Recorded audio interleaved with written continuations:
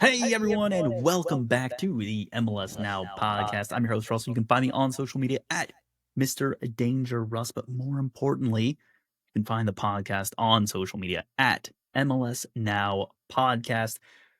And even more importantly, of course, the reason we're all here, not just to talk about soccer, but to hear from some of our favorite people. You can find them on social media at MLS Gamut. They're on Blue Sky. It's Beau. Beau, good evening. Happy Monday. Same to you. I killed a mosquito, so I'm in good spirits. Because As you should be. whenever you think about it, like they lay a crap ton of eggs each time, right? And so literally, like you're just killing, especially this early in the season, you're getting rid of like thousands of potential mosquitoes. So I'm I'm very happy to have killed thousands of mosquitoes through one whack of my hand. You ended an entire generation, or like A lineage, multiple really. generations, Yes. with just I two hands clapping together. Oh, no, no. One hand, my friend. One hand. Fair enough. Fair enough. Well, either way, look, we're going to talk about some matches that had many fans putting not just one but two hands together. I see what you did there, and I Yeah, like it. yeah. Thank you. That's why they pay And you the hey, big we're bucks, man. again, big bucks is very relative. If you mean fractions of pennies per year, then very large, very large. Yeah, in some countries, mediocre living. Yeah, I don't know. We'll see. Look, either way, Bo, we're going to talk about a lot of matches. It's just you and me tonight, by the way. Anyone who's sitting here waiting, right? They're like, "Where's Gavin? When's the introduction to Gavin coming? When's it?" Like, I know Russell loves to ignore Gavin. When is he gonna bring on Gavin? No Gavin tonight, if you can believe it. He texted me. He said, "Hey, I'm currently on the surface of the moon on a secret mission, so can't be there tonight. Uh, be there next week." So You forgot the we'll part see where he Gavin. said, "Please don't tell anybody that I'm on a secret mission to the moon." If he said that, I didn't read that far in the text. Yeah, that's So right. yeah, look, Hey, time is money, man. yeah, You gotta skim read, time is skim read. money. Skim read. That's right. And look, I mean, Gavin's not paying us enough to read all of his text messages. So Ain't that the truth? all right, well, hey, we instead are going to do some lightning round discussions.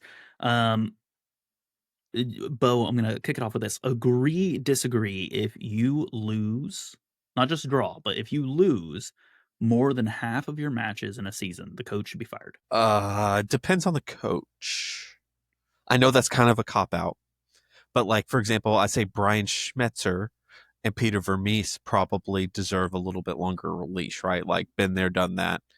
Um, Well, maybe even Peter Vermees did get a very long leash. correct, and he definitely. I mean, his carried over from last year. So, but he lost way more than half his matches too. So, lose half your matches. Lose, outright lose. So far this year, I say no. I say no. Because Okay. if you're getting a result in half of your matches, that's not a bad, I mean, that's not awful. It's not great, but it's not awful. That's fair. That's fair. What say ye, Russell?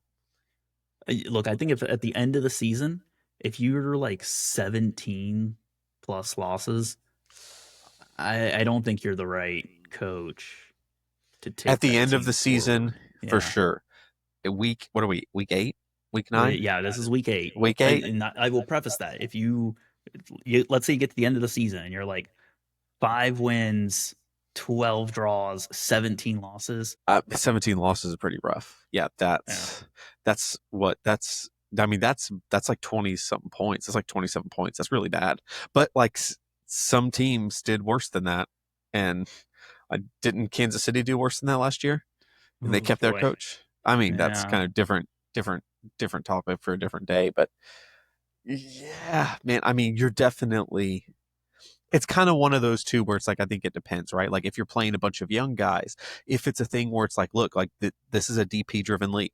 If all 3 of your DPs are out for majority of the year, you're not going to win. Like it's just not like if a team does not hit on their DPs, that's not on the coach. Um, or I mean, maybe it is, but semantics.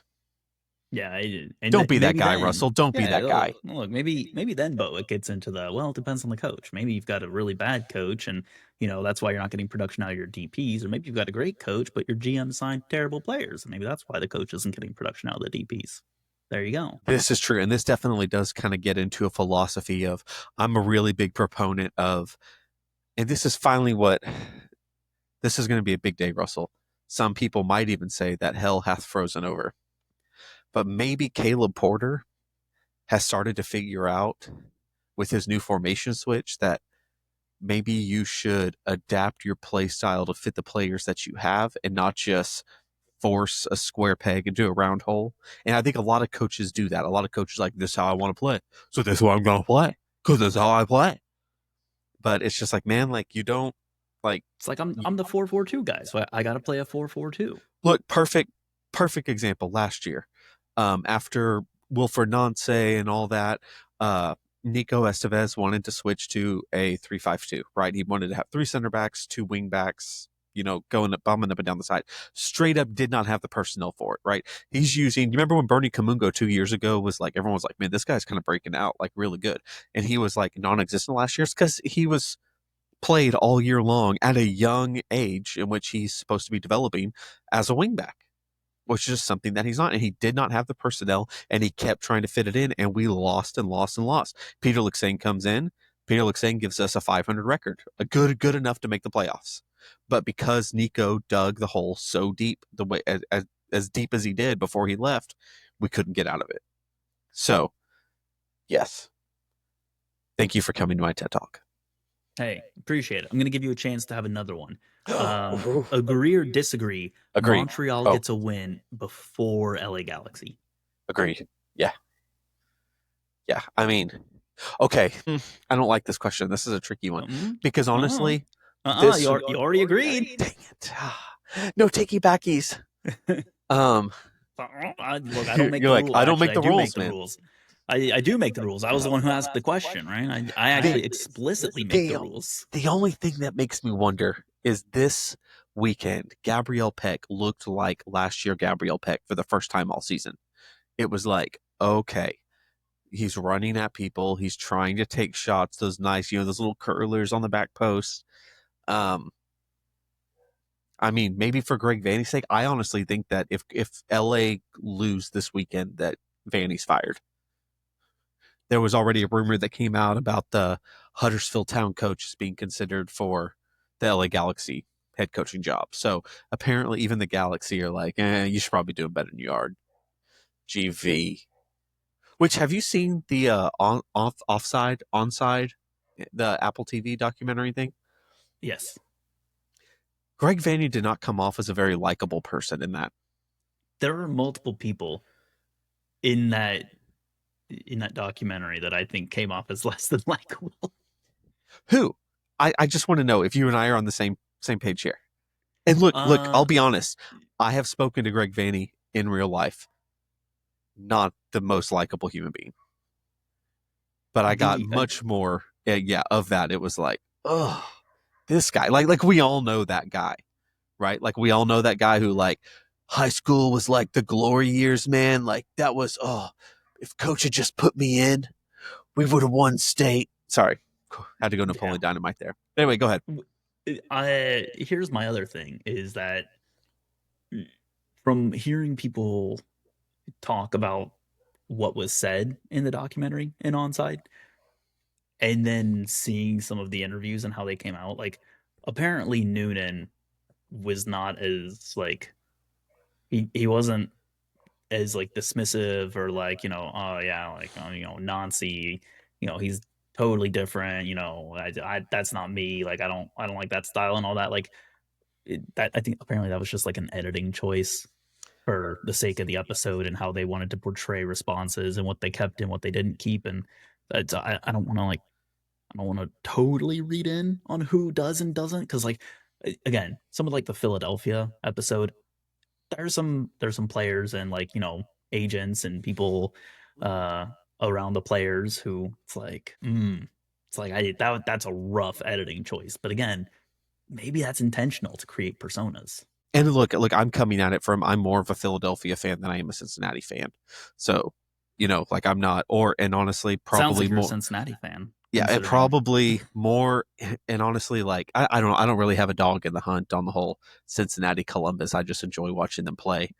Um, but yeah, no, that was yeah, no, there were several that it was like, gosh, this guy like not a great, and there's some people too where I think Vanny was the main one where it's like you're just saying f words because you can. Like it's like I'm a grown up. My mom and dad aren't here to tell me what to do anymore. So I'm just going to insert three of these in a thing. And listen, people, this is a family friendly podcast, okay?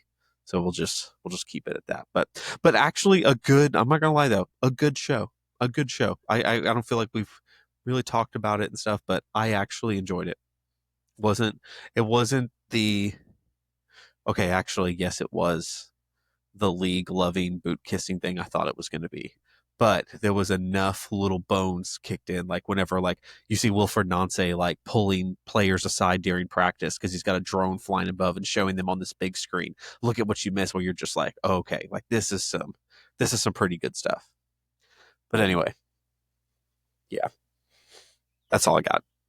All right. Well, hey, I'm gonna throw one more of these your way, and you're gonna hate me for it.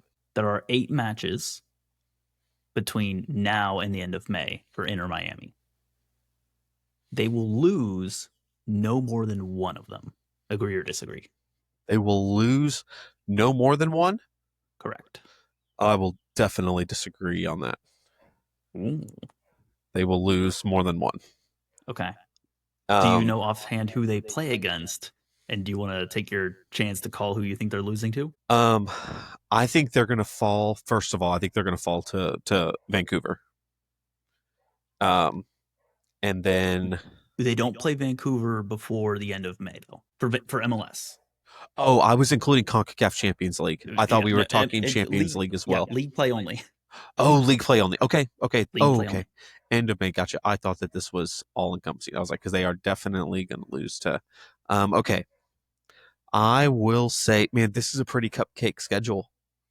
Okay, before the end of May, they will lose to Columbus, which we will talk about again. I feel like that if you play that Columbus Miami game this weekend over, Columbus wins that game 99 times out of 100. They had so many chances, so many quality chances that they literally sent flying over the crossbar. I mean, so many. Like it was the most waste. I mean, it was like St. Louis level of like wasteful, which is saying something. Yeah, But I'm we gonna will discuss that. yes. We will Um, discuss that match in depth. but no, I mean, look, I mean, FC Dallas, like I could see FC Dallas going in trying to get a draw. Um, Draw's not a loss. Minnesota, I feel like could put up a fight, but like listen to this: like Red Bull, San Jose, Orlando, Philly, Montreal. Like, dude, that them is some cupcake games, but at the same time, dude, this is MLS. The ones you're supposed to lose are the ones that, or the ones you're supposed to win are the ones that lose. Watch Montreal come in and bend them over 5-5 nothing and just spank them Could over you their knee. imagine if that was Montreal's first win of the season? Bryce Duke hat trick. I would love it. No, that's a great shout. The reason I'm going yes is this: fixture congestion, right? With Champions League, and Luis Suarez has not looked even remotely good. I've got some stats. I don't know if you want me to just throw this in now since we're talking about it, but um, it was something of stat. Oh man, did I not write it down? Oh yeah, I did. Okay, yeah. Suarez has started all 14 of the games, and his touches inside the opponent's box is down by like 60%. So he's just not getting. You're saying here's the thing, like they don't really have a quality option. Like Leo Campana's now at New England, they don't really have a quality option to come in. So like for Champions League, they're gonna have to go in. Like so they're gonna have to play some people in striker who are not ideal to play at striker. Unless they're playing Messi as a false nine, but I don't think that they have the quality wing depth on the outsides to make that work. But I mean, at the same time, Messi somehow always for the last 2 years seems to pull a rabbit out of a hat as long as Guzan isn't in the net. So I'm going to go, yes, they will lose more than one. Okay. But if you ask me how good I feel about it, I'm going to say not good. What about you? E- What do you think? I think they might lose exactly one. And Kind of, yeah. yeah, because it's like 1.5. Hmm. You're taking the under. Oh, Yeah. I just can't see them losing to freaking Montreal or Philadelphia's been booty Yeah. or the Red It, Bulls. I mean, the Red Bulls looked like utter like a dog's breakfast this weekend. yeah, the Red Bulls have been in a weird spot for me where they'll look Yeah, consistently not good, and then they'll just have like one random week where they suddenly look like they've put it together, and you're like, okay, maybe they're getting it back together, and then they look not good again yeah. immediately afterwards, and I'm like, well, which is it? They looked last year when Emil Forsberg was hurt. Only Emil Forsberg isn't hurt, and he's playing, which is the problem. I mean, Lewis Morgan was out, so maybe that's the thing. But Yeah, I I don't know, man. mean, Lewis Morgan's a good player, He is good but at the soccer. he's good at soccer. Well, hey, we're gonna dive into matches, okay, and we're just gonna start with the easy one. We're gonna start by talking about Columbus versus Miami, I like it. which, yeah, I mean, because we're already on the topic, right? So Columbus, Miami, and here's my elevator pitch for why I think they're gonna be exactly one. And honestly, I could see a world that maybe even they hit zero. Once they got the lead over Columbus, Miami shifted so deep into a defensive shape. But Like, gave up chance after chance. oh yeah, and that's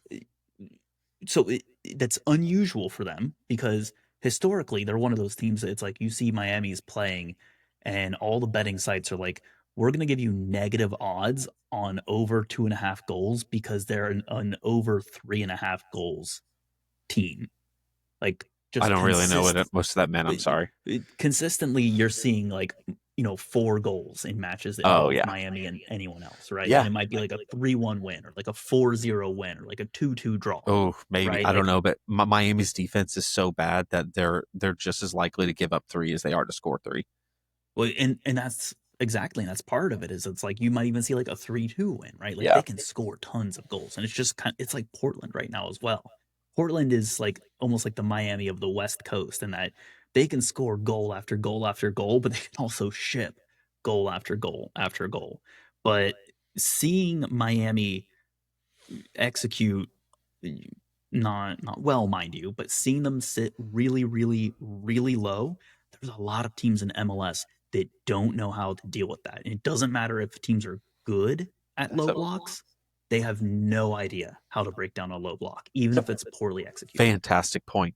Fantastic point. I just yeah, and that's the thing with Columbus. Columbus has ideas, multiple points of attack to be able to go with low block. But yeah, like if they go up 1-0 on Minnesota, Minnesota It, can't break down a low block. yeah, Charlotte too. Charlotte's same. Like, what are you gonna do? They're like, all right, you get the ball.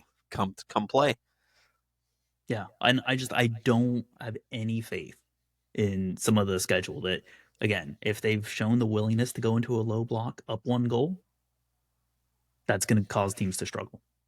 Not One of all of the them, but enough. one of the notes I had written down. I don't know what it was, but I said when Miami defends deep and they get the ball, they just dribble it forward. Like when I play my son in FIFA, they just gets the ball in the box and is like, I'm gonna go forward with it and dribble it. And then that was the thing that man Miami got themselves into trouble time and time again.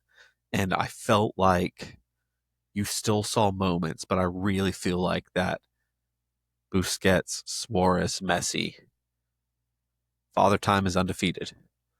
And I feel like I saw the moments of humanity where it's like that thing like, oh, they're not like they can't just play like this forever. Like they will eventually slow down and not be great. And I kind of saw those moments and it's a long season, man. It's a physical league. Yeah.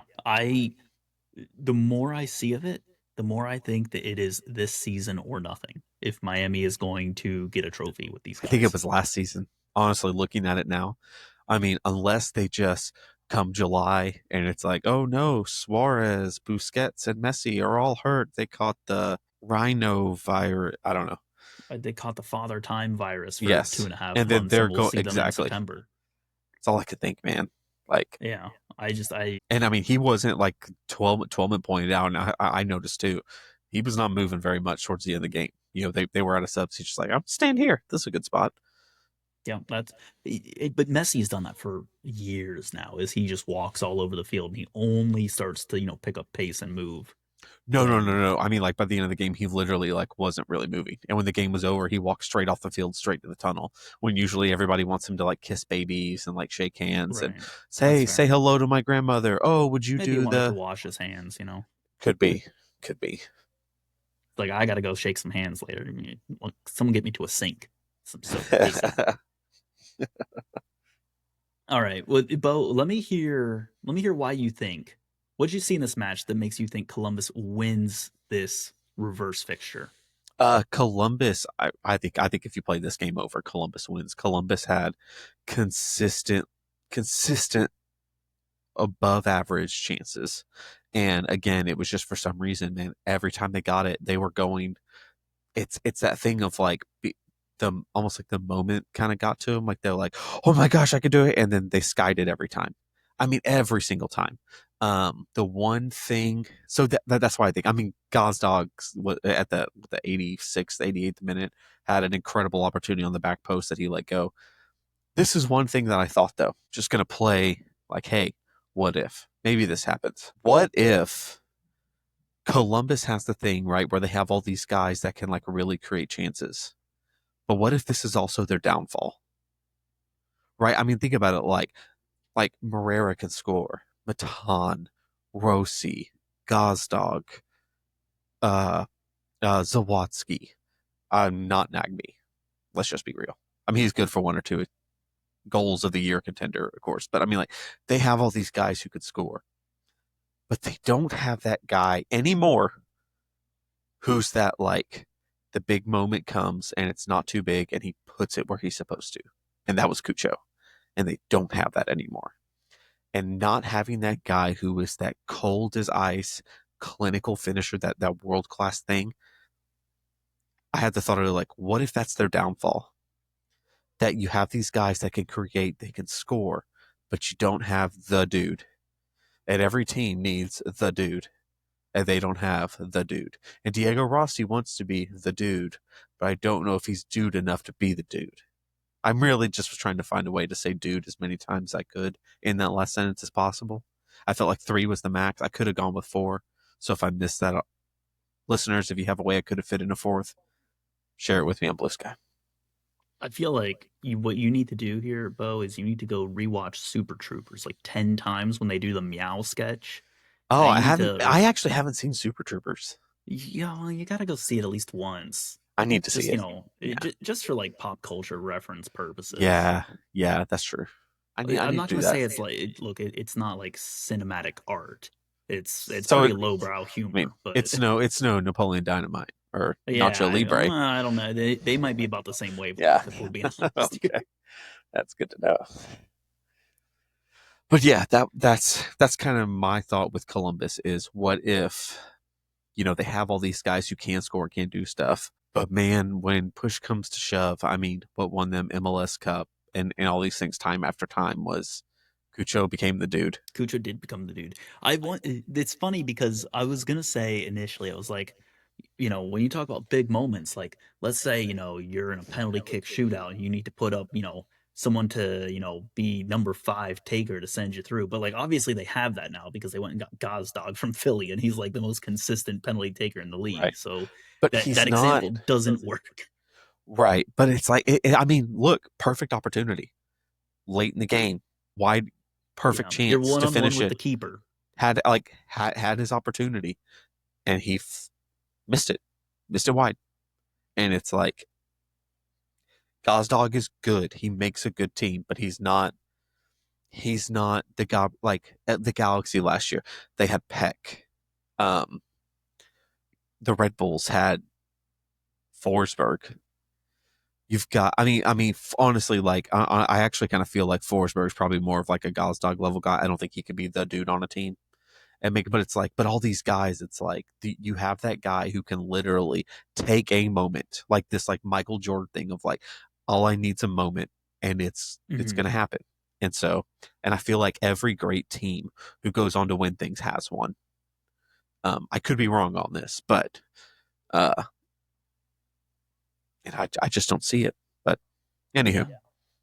Well, look, Bo, I know what you're trying to lay down here. You're just saying if you had one shot, one opportunity, would you capture it or would you let it slip? And unfortunately, God's dog let it slip. So I mean, he literally was like the I'm not throwing away my shot.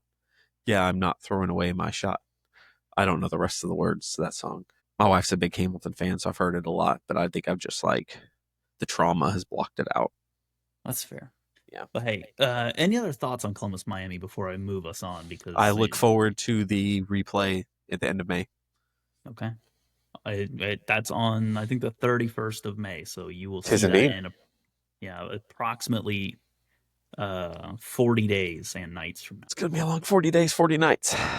Yeah, yeah, sure it will. That look, the reverse fixture is in Miami though, so It would be pretty awesome, but this is gonna be Miami after they're either gonna have crashed out of CONCACAF Champions League and be like, what's the point of any of it anymore? It's is all stupid.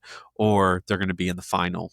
And I don't know, I can spin it either way of I yeah. mean, also to be fair, one thing I will say too is that Miami didn't have Federico Redondo this week, so they didn't even have a full strength squad.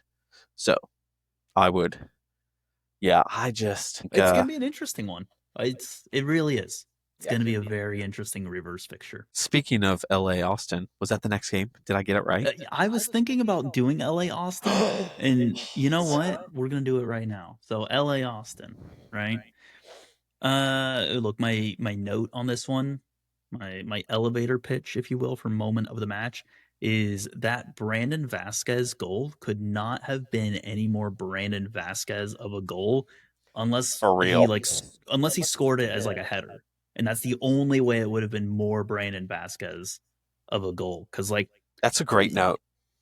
Vasquez misses his penalty kick earlier in the match, and like that's very on brand, right? Like he was not the designated penalty taker when he was at Cincinnati. I wouldn't like if someone asked me like, oh hey, who would you want taking penalties on a team? Like I, for better or worse, I wouldn't put Vasquez at the top of that list. But when the ball is like moving, right, and it's flying into the box, and you need someone to like make that one darting run off the back shoulder of a player to redirect it, he's your guy. And that's how he got his goal in this one. So I like mean, Columbus could have used that. Was it Jason Russell Rowe had several chances that would have been a perfect Brandon Vasquez chance. Sorry, we're going back to Columbus. yeah, Full look, I circle. mean, hey, I'm well, gonna try. hey, I'm gonna try to make. everything comes back. I'm gonna try to make a Columbus reference to every game. I all right. I'll leave a note right here. All right, here we go. I'm gonna put that on my Done. screenshots here of All right. that I can keep notes on. So I'm gonna Russell's put some. saying it can't be done, folks. It's saying it Yeah, can't be done. I'm saying that I don't think Bo's gonna remember to do it, but Ouch. I'm giving him credit for Austin But that LA Galaxy. actually. He's got 13 more to go. Whew. Yeah, that was okay. Okay. Okay. You've committed. I But like that, it's on a recording now. yes, I know. You There's no can't say taking that it you back. didn't say it.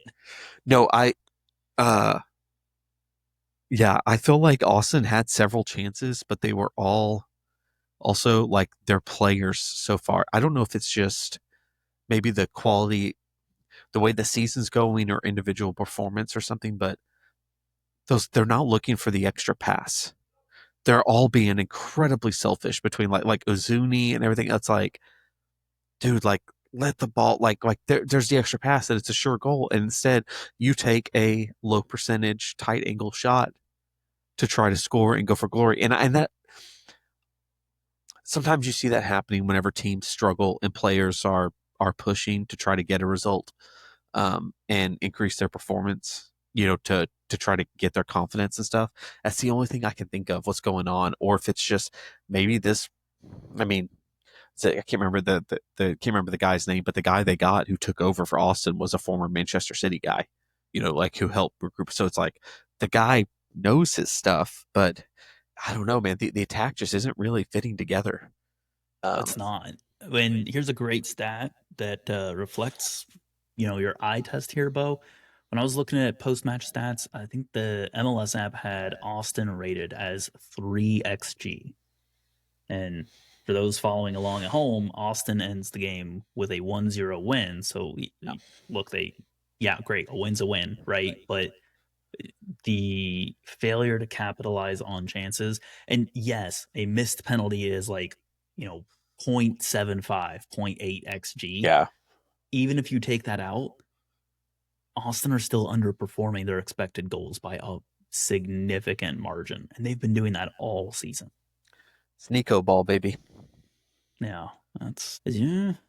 I wasn't a fan of the hire, but boy, I'm really Yeah. not a fan of the hire now. I, Yeah, I I don't know. know if I want to put it entirely on Nico though, because I mean, again, the chances exist. Like some of it's got to be on the players too. That's true. That's a good point. That's a very fair point. But yeah, Uh, LA Galaxy, ooh, like again, at that the only chances they had came from Gabriel Peck just deciding again he wanted to be the dude. Um, and so yeah, I mean, honestly, not much more to say about. Think I think Vanny really needs a result in Portland against Portland. I really think he does because this team is in free fall at the moment, and I they're don't think he gets one against Portland, for the I don't record. I don't think so either. But at the same time, I'm do you know what Phil Neville's career winning percentage is? I mean, it's got to be sub 50%. 38%. Yeah. So I mean, let's not pretend that he's going up against, a real dynamo and Phil Neville and Yeah, his well, best midfielder in MLS, David Ayala. yeah, Or the is it LA Galaxy didn't beat the Dynamo either, for the record. So, okay, I'm just gonna say it. I've had this thought for a really long time. Anyone else have this thought? Please let me know I'm not alone. Okay, like I live in Texas, right? So like I speak some Spanish, right? Like I'm around a lot of Spanish speakers. So like I guess but this whole like like the way some of the commentators pronounce some of these guys' names are so over the top. Like it's like, dude, it's not he doesn't go by Benjamin. He doesn't. Like, am I wrong? I'm pretty sure I'm not because I thought I've heard an interview. He was like, yeah, Benjamin Kromowski, but it's like we're over. It's like I don't know what it is, but I know this is terrible. It's just finally this weekend was finally the breaking point where I was just like I can't take it anymore. The I don't know the over pronunciation of stuff has really peaked this weekend for me, along with poor refereeing performance, commentator overemphasis on pronouncing names. Really peaked this week. yeah, we haven't even touched on refereeing performances yet. We will talk about those in some coming matches. I'm gonna throw some matches your way here. You tell me which one of these next five you think Galaxy wins.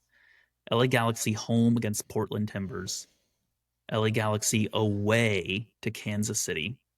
LA Galaxy away to New York Red Bulls. LA Galaxy away to Philadelphia. LA Galaxy home against LAFC, El Trafico. They'll probably win the last three, and I know that I As in, just they're going said. to go three in a row. I mean, look, going to Red Bulls. I mean, that's just like anytime you play the Red Bulls, that's like playing Toronto at the moment. It's just like, well, guys, if we don't get three, we failed. Philadelphia. This is the first time. This weekend was the first time Philadelphia looked good in a while and could actually reliably put the ball in the back of the net. So who knows? I mean, again, Philly's kind of like Colorado. They're very schizo. You don't know what you're going to get. I mean, you know what you're going to get, but like you don't know what the end result's going to be. Like they're gonna press high and do stuff, but um, I say they get at least two. But I'm also presuming that Vanny isn't coached by then, and they're getting that whole Oh, new coach they're getting a bounce. new coach bump. Exactly, they're getting the new coach bounce. Nice, nice. That's a bold prediction there. Thanks, I dig that. Hey, on the topic of new coach bounce, do you have anything else you want to talk about before I take us to new coach bouncy? dude. I sound like such an idiot. It is pronounced Benjamin. So I straight up was just wrong. Like wow, Man, live fact checking on the I know podcast. on And we don't even have myself. Gavin? I know. Wow. Gavin will be proud wherever he is on the surface of the moon, May he rest in among the sea peace. of tranquility right now. That's right. All right. Well, Bo, I'm going to take us to new coach bounce FC, Sporting Kansas City away to San Jose. Dude, They get that a was gross. 5-3 win. It was gross. I felt How long bad. does the new coach bounce last in your mind? Like, I've always thought of it as 2 to 3 matches Same. tops. I was like 3 tops, usually 2. Okay. I mean, I think also too, if you're a player and you got a dude who's been there for 20 years fired, at some point when you go home that night and you look in the mirror and you're like, what did we just do? Like we're the guys who ended the Peter Vermees era. Like you have Is to that a take. good or a bad thing? I don't know. I don't know. Peter Vermees was a guy who came across really likable in the documentary thing, by the way. Um, I don't know. I mean, obviously the way they're playing, that's a good thing that they ended it. Because I mean, they literally went into San Jose and they beat them like a redheaded stepchild. I mean, it was just awful. It was awful. San Jose, like literally, like basic man marking was non-existent. And look, I had San Jose second in my season predictions in the West. I thought that Arena was going to come in and just really straighten them out. But man, they have that the defensive struggles have continued mightily. However, San Jose fans, take hope. The great savior Noel Buck is on the way. So have no fear, San Jose friends. Have no fear. Noel Buck is there to save the day. I love Noel Buck, man. Freaking love that kid. Uh, I think he, I think he could help. I kind of wonder how much of that. I didn't. I watched a good chunk of the game, but honestly, it was pretty late, so I was kind of like half dozing in and out. I kind of wondered. I wanted to go back and look specifically on this game of how many of that was midfielders not tracking runners back, how much of it was defenders not not good communication. Daniel wasn't in this game, was he? Let me look real quick. Lineups. No. Yeah. Yes. Oh, he was. Maybe. Oh, Number 5, just Daniel. Daniel Mooney. Okay, yeah, that no, it I don't wasn't. No, think he that's wasn't in Daniel. there. No, Yep. Daniel the goalkeeper. It was Edwards Oh yeah, Jr. no, that's Earl Edward. Yeah. Yeah. No, Daniel, the goalkeeper, like one of the things he's very good at, not only is he a great shot stopper, he's a very good communicator. I mean, Daniel was out, San Jose was terrible last year. He was out for most of last season. He's very good at picking out runners and communicating to his defenders.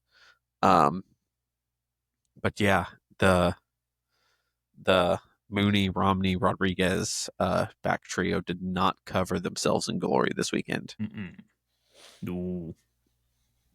I, it's interesting because look, Sporting Kansas City had 4 different goal scorers, right? Garcia, one of them. Obviously, you love to see that, right? Eric Tommy on the score sheet, Shallowy with 2 goals, right? And Denbei rounding out the list of scores there. So, like, you can say, oh, tons of good, like all around nice, consistent performances from players, but how much of it do you chalk up to poor defensive performance from San Jose putting that 5 goals on the board versus how much of it is Sporting Kansas City played really well and deserved 5 goals?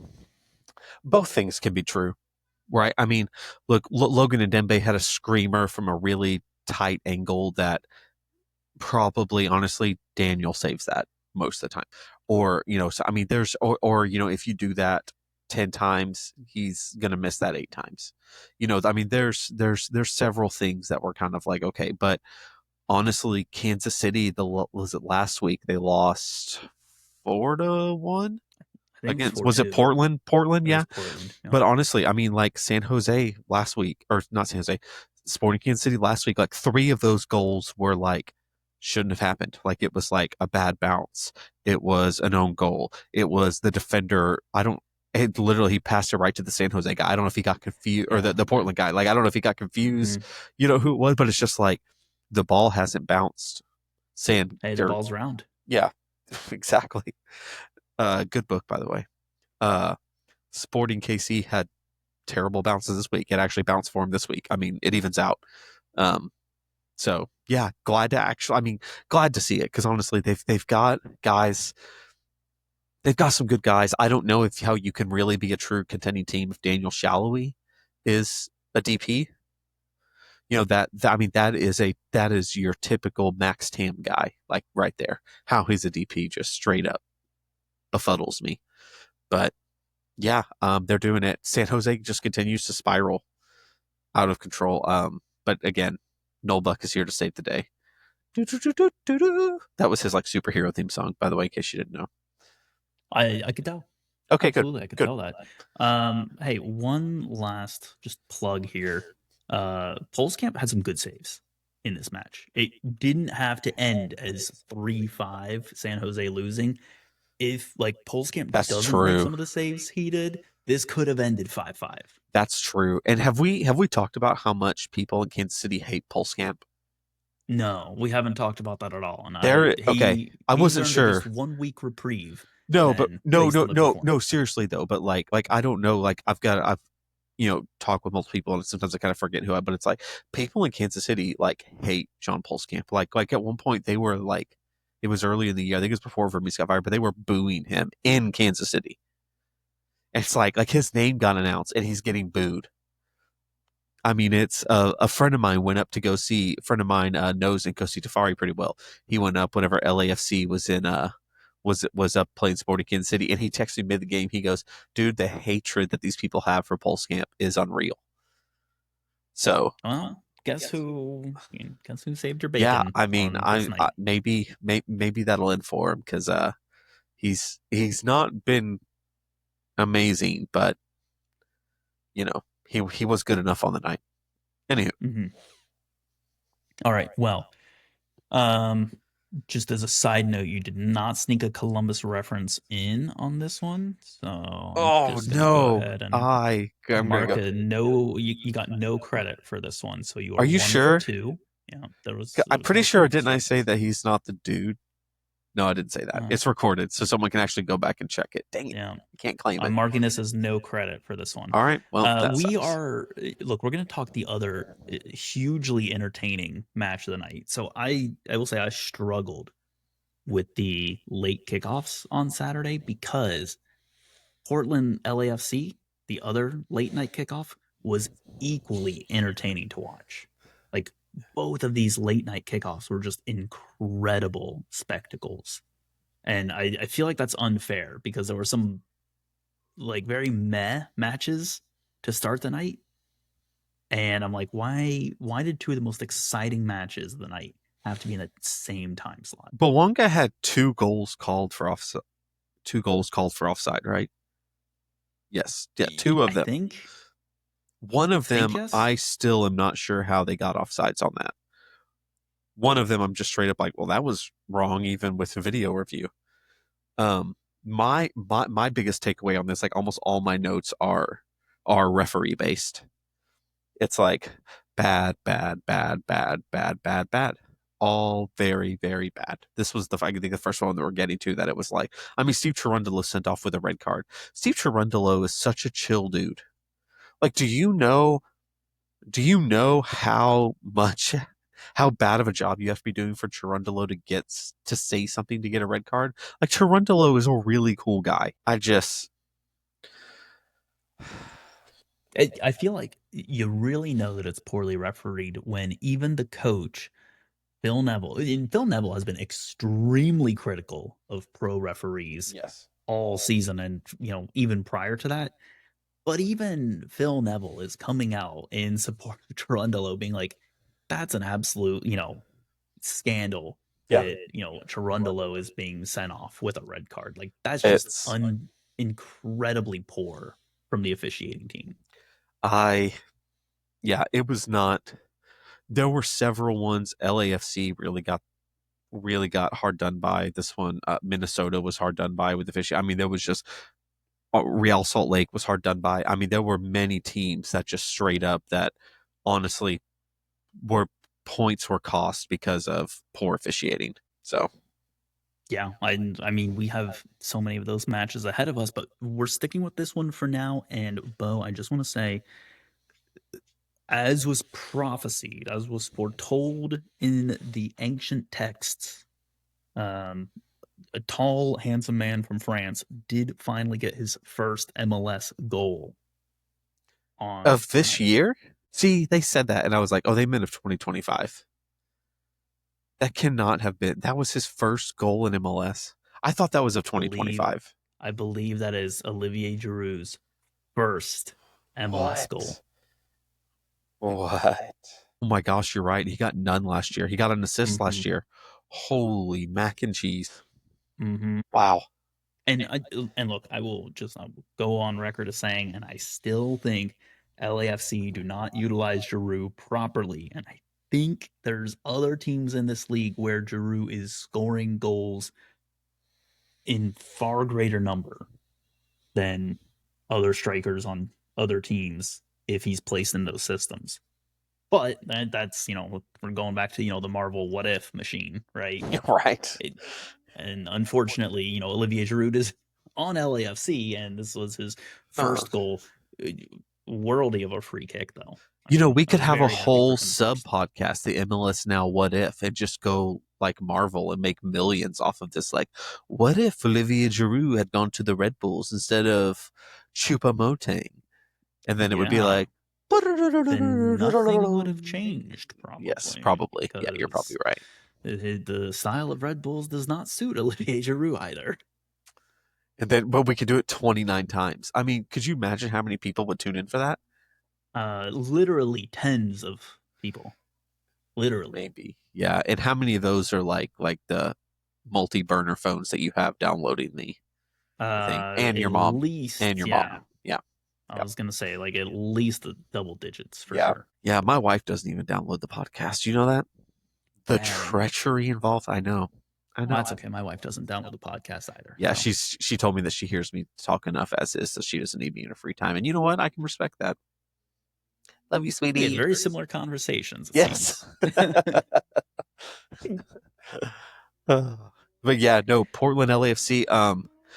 Man, LAFC kind of in trouble. Like Under, is that what it Under or whatever? For a dude who's supposed to be like, oh man, dude, this was like such a big signing. This guy's like a starter on a Champions League level team. That guy's look like doo doo. I mean, has not been. Russell's all choked up over here. He's a really big Under fan. No, but really, yeah, not great. It's tough times if you're an LAFC fan. There's no It which is. uh, look, it could be worse, right? You could be an LA Galaxy fan right now, but Yeah, that's true. I mean, everything balances out, right? yeah, I mean, LAFC lost some pretty impactful pieces. Over the course of 2 years, I mean, Yeah, I mean even that's going back fair. several Like, years, right? Like Jose Cifuentes, Kellen Acosta. I mean, and then last year Ilya Sanchez, which yeah, he wasn't starting, but man, bringing that guy off the bench to close out a game. I mean, they've got a lot of dudes who they have. I think losing Kiki Olivero was huge, and they haven't really replaced him. Um, I mean, honestly, if David Martinez hadn't stepped up like he has this year, this probably season's even more bleak than it probably seems like it is already. yeah. But Hey, impromptu agree disagree. The Eastern Conference is by far the better conference between the East and the West this year. that's at first my first thing is to go yes, because I mean Charlotte, Cincinnati, Miami, Columbus. Fifth, you have Philadelphia, and then it kind of falls off after that, right? Like that strong four. But then you go Western Conference, Vancouver, Austin, Minnesota, Portland. I think Vancouver's the best team in the league at the moment. That's probably fair. Yeah. Like I think like that's why I am so looking forward to Vancouver, Miami. Like those are the Champions League. That's those two best teams in the league. And it's just like it's going to be legit. And it's basically like a home and away like MLS Cup, the way I'm viewing it. But no, I think you're right. Um, I think you're right because I mean, even Charlotte, Cincinnati. Let's see. So second place right now is Austin in the Western Conference. Mhm. Austin would be in the Eastern Conference. If you took them over based on goal differential, they would be in sixth place. So the second place team in the Western Conference would be in sixth in the Eastern Conference. So yeah, Oof. yeah. And just to really complete the exercise, like you look at some of the teams like Chicago, who's in eighth, like points aside, right? Like what teams in, the top, say, eight, like do Chicago beat Seattle right now? Do they beat, you know, LAFC, San Diego, Chicago should have Colorado? beat Miami last week. I mean, Chicago should be up around should be up in sixth, but it's just one of the things that I don't think we really think about is that this is a team that for the last decade plus has done nothing but lose and lose spectacularly. Lose I large mean, amounts of money, I lose mean, just matches, lose in lose every fame. way possible. And you honestly like there's something about a winning mentality and that has to change. That's just not just going to grow overnight where it's like, you get those guys like I mean honestly like when you were watching the game with Columbus Miami. Eh? Eh? Are you talking? You're not talking about Portland, Los Angeles right now. I'll give you credit for a Chicago Okay. Well, for a I'm Chicago just match saying reference. yeah, that's probably true. But all of those to say that I was shocked that Columbus didn't come back and get it because I'm just like that's what they do. They get the job done when it counts, right? They have this winning mentality to get it done. And I think others were probably shocked that they didn't get it done, at least tie it. And building that kind of culture and that mindset takes time. That's not something that you can do overnight. But Chicago's getting there. Like they're getting there quicker than I thought they were. Berhalter is just again proving he's an incredible manager in MLS. Absolutely incredible. Referencing Berhalter as a manager in MLS and getting players to punch above their weight is technically a Columbus reference from his time as a Columbus manager. That's true. Which I'm not giving you double credit on the Chicago Fire thing. Okay. You get full credit for the Chicago Fire. Moving on from Portland, Los Angeles, unless you have anything else you want to talk about there. Not a thing. Okay. Sounds good. Did I have anything else I wanted to talk about? I mean, except for I really wish that Bouanga's goals would have been called offsides because my Golden Boot team needs them. Oh yeah. Um, no, I didn't have anything else. Just Yeah. the shout out for Olivier Giroud finally getting his goal. You said the word dude. I don't know if I can count that as a Bruv. reference. That's Dude. too Dude. it's too Yeah, generic. that's true. But I Yeah. All was. right. Okay. Well, this is not All off to right. a rousing start. I mean, I Not missed off the to a very rousing next start. one. Yeah. Right. Yeah. Okay. We'll go to Chicago Fire, Cincinnati. Talk about that instead. You already got your credit for making your Columbus reference there. Oh, hold on. So Hold on. I'm going you're to take over for a second. yeah.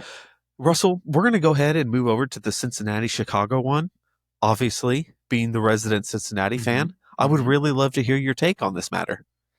Yeah, absolutely. Some questionable refereeing decisions in this one. I'll tell you what, though. Literally tripping players. Yeah. I look.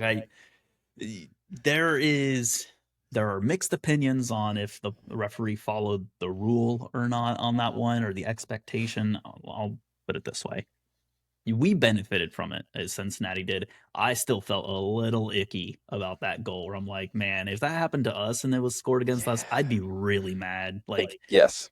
maybe you can argue like yeah, the ball gets like, separated from the player because of like the trip, and maybe it's like the player does kind of run into the referee who's just trying to get out of the way of the ball. So maybe you can be like, well, it's not the referee's fault. But like here's the thing.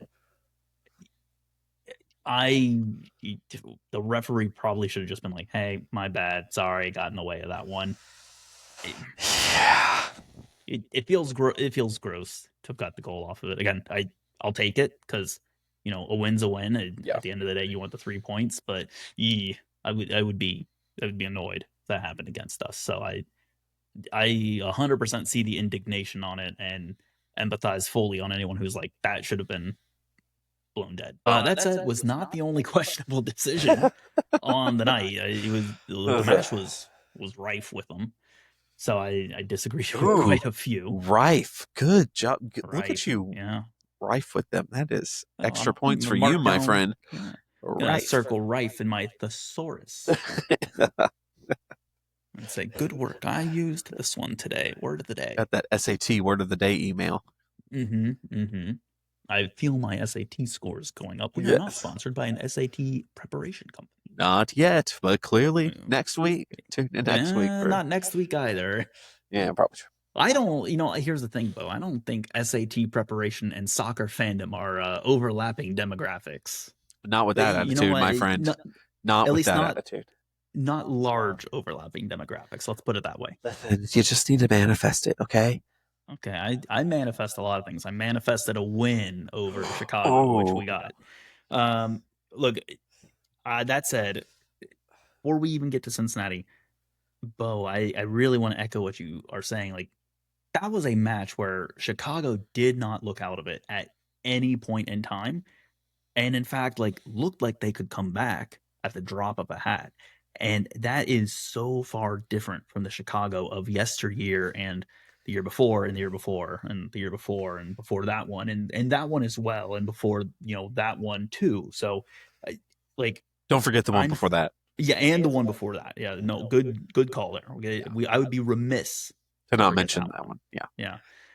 Yeah. So I'm over the moon for Chicago that they look like a competent team right now, that there is genuine hope going into a match. Like, you can look at it and say Chicago has a chance.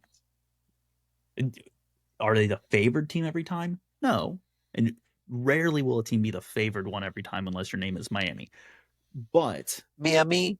yeah, but you look at these matches and it's like we could win this now. That's huge. I'm thrilled for Chicago in that regard. I mean, honestly, I think that I cannot remember who. I can't remember if it was the right center back or the right back, but one of them. I mean, massive defensive blunder uh is how Cincinnati gets their second goal. And I feel like that's been a lot of Cincinnati's problem. Not Cincinnati, sorry, Chicago's problems this year have been in the defensive half. It's just these stupid defensive builders. I mean, even the third goal is number 42. Weird, I can remember the number but not the name for Chicago. Midfielder just literally coughs the ball right up in midfield and it's just breakaway and on goal. Davia. Thank you. Yes. And it's just if they could cut the mistakes out, the stupid boneheaded plays, they honestly, if they could get like another Jack Elliott quality guy, which I know is going to cost money, that's like I say that like they just grow on trees. Like you could just go pick Yeah, pick a Jack Elliott certainly helping Chicago's case this year though for is real. having a Jack Elliott. Yeah. Yeah, for real. But like if they could lock down their defense, they would be a top 4 seed in the East. I mean, especially if Hugo Kuipers keeps scoring like he is. Hugo Kuipers is on a tear. Yeah, he's one goal behind the Golden Boot lead right now. Ty Baribo got one goal in the Mm-hmm. Philadelphia match, and that puts him on to 7. So the time of recording this, Baribo still retains the lead, but there's like 4 players tied for second on 6 goals. One of whom is Evander, who got 2 goals for Cincinnati on the night. Evander, look, I mean, Cincinnati needs goal scorers to step up, right? Like, you can't rely on just one player. Evander replaces Lucho, who scored a lot of goals for them. Denke also on the score sheet for them on the night. So eh, you have players showing up for Cincinnati. It's they. I think they still desperately need more options. For the record, I don't see a sustainable future where one or two guys are the ones that carry you because what happens when they don't have a game where they score? Then you lose. Do you feel like the Denke money has been wisely spent? That I was look, justified? I really, really, really enjoy watching Denke play. And it's not just for scoring goals, because I think he could score even more than he does now. But if you watch his off the ball movement, if you watch where he's watching the flow of play, and he's making intelligent runs and he's making himself available. I got super frustrated with multiple players on Cincinnati on the night because Denke would read a play well, get the ball, be charging forward, and he would have no options to play the ball back to open up an offensive, passing option to get maybe a shot in on goal. And yet, when other players would get the ball and go up, Denke was always there. He puts in the effort, he reads the game well. Like I when the maybe you can say it's like the synergy on the team's not fully there, or maybe you say that, players just aren't clear about what the identity is. I don't know, right? You could make a million excuses for it. But like Denki is doing everything you could possibly ask of a high level striker. And I feel like when the rest of the team gets the memo that you have a high level striker who's making these amazing runs, who's making these plays, get yourself open and good things will happen, then you'll see Cincinnati start to open up more. But yeah, so in a long answer into a short answer, yes, I think the money on Denki is still well spent. I just think they need to figure out all the other players around him to take advantage of the good things he's doing. So what I just basically heard is that Denke is the Togolese Brian White. So Yeah. Mhm. yeah, that's all I heard. I mean, You could, I mean, honestly, you could say he's a Togolese Cucho Hernandez because, Brian White confirmed. yeah. Um, Or are you saying Cucho Hernandez is just another version of Brian White? Everyone's Brian White if they're any good. Is that I what you're mean, saying? is he the dude? Uh-huh. Uh, Like Columbus. Denke is Yeah. dude number 2 on our team. I would say Yeah. Evander currently holds the dude status. Okay, so Ty Baribo, 7 goals, and then you have Evander, Brian White, Chicho, and Hugo with 6. Who leads?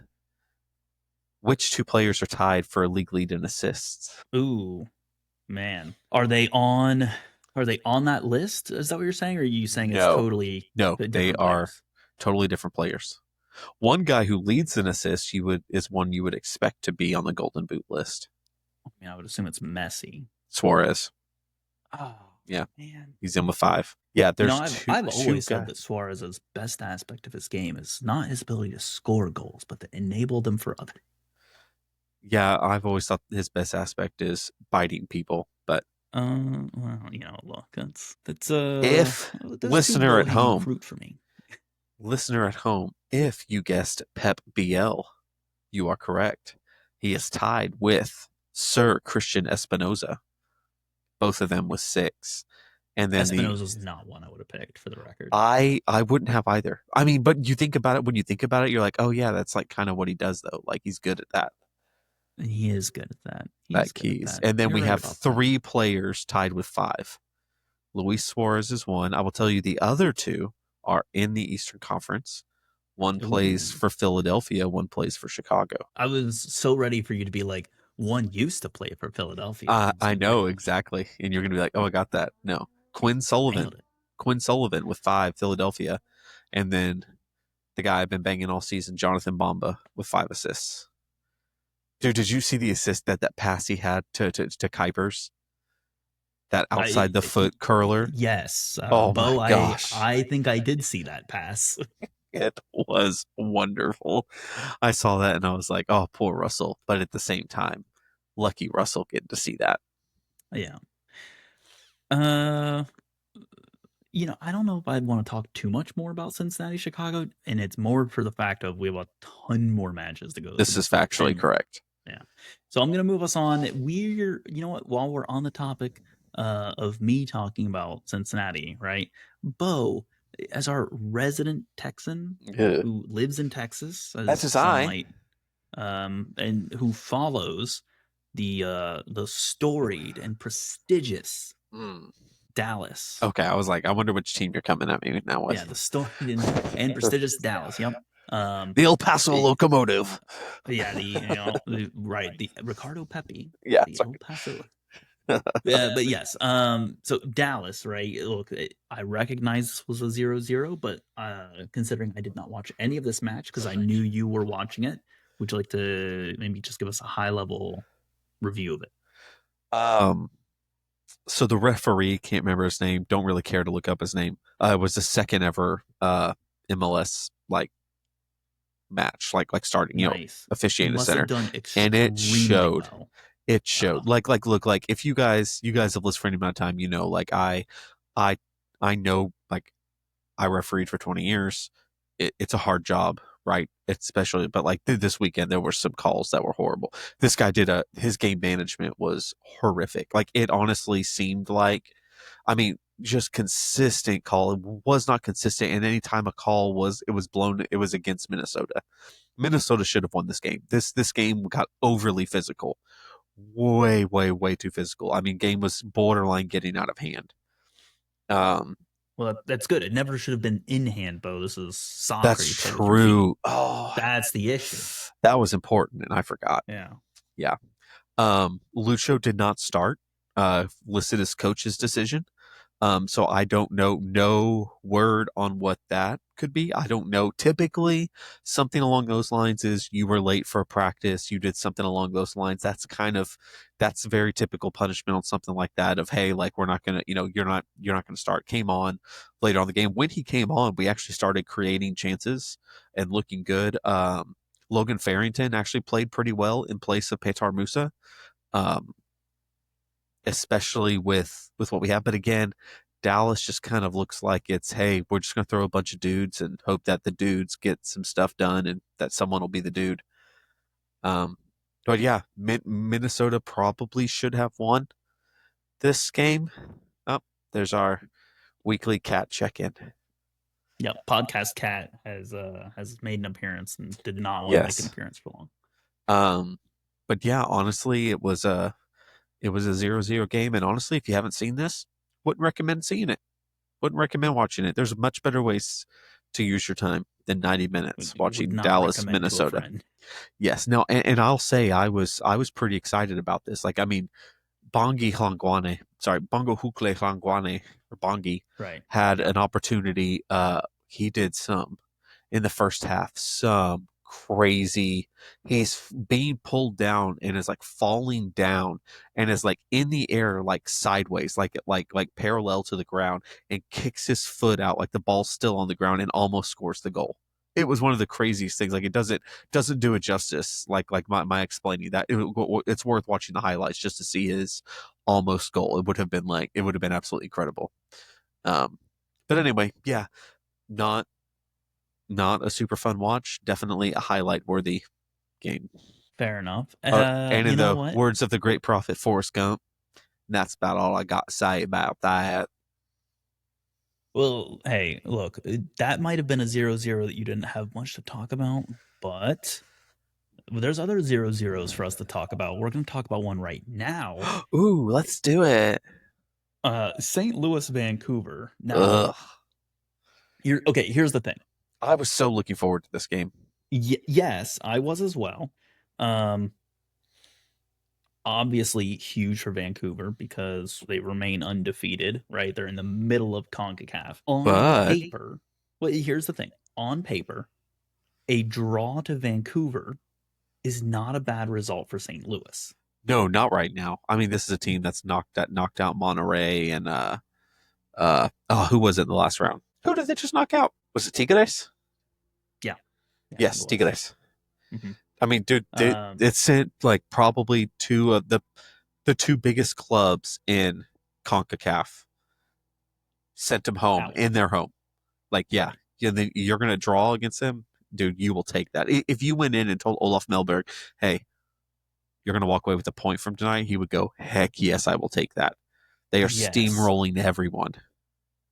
And now to do my best Philip Dukic impression. Ooh. However,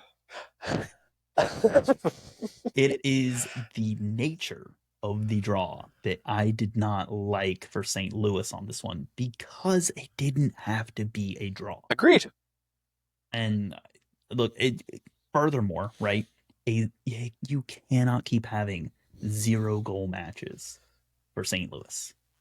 You you are at home. You know, there were only Mhm. 5 shots on. I said sharts. There were only 5 shots on target for the entire game combined. Yeah, yeah, it Seven, was not. Vancouver had 17 shots, only 2 of which were on target. Mhm. It this was again, look, I hate that, that I'm making an excuse for just one team, right? Vancouver has a lot of buts and excuses that can go for them right now. Middle of CONCACAF, away on the road, Ryan Galt Yes. missing. St. Louis does not have any of those, and they needed to win this. I mean, again, the stats on this match just outright say they should have won it. Yes, no, they do. And honestly, And looking at but again, looking at this is mostly a full strength Vancouver squad. I mean, Ali Ahmed, Brian White, Vite, Kubas, Berhalter, Veselinovic, Black, Mitako Oka. I mean, those are all guys that they're rolling out with if they have to play a must lose game, a must win game, and they got a point. So maybe that was it. I don't it may look, I the only other big note I have for this match is that yet another big offside call goes against St. Louis. know. Uh huh.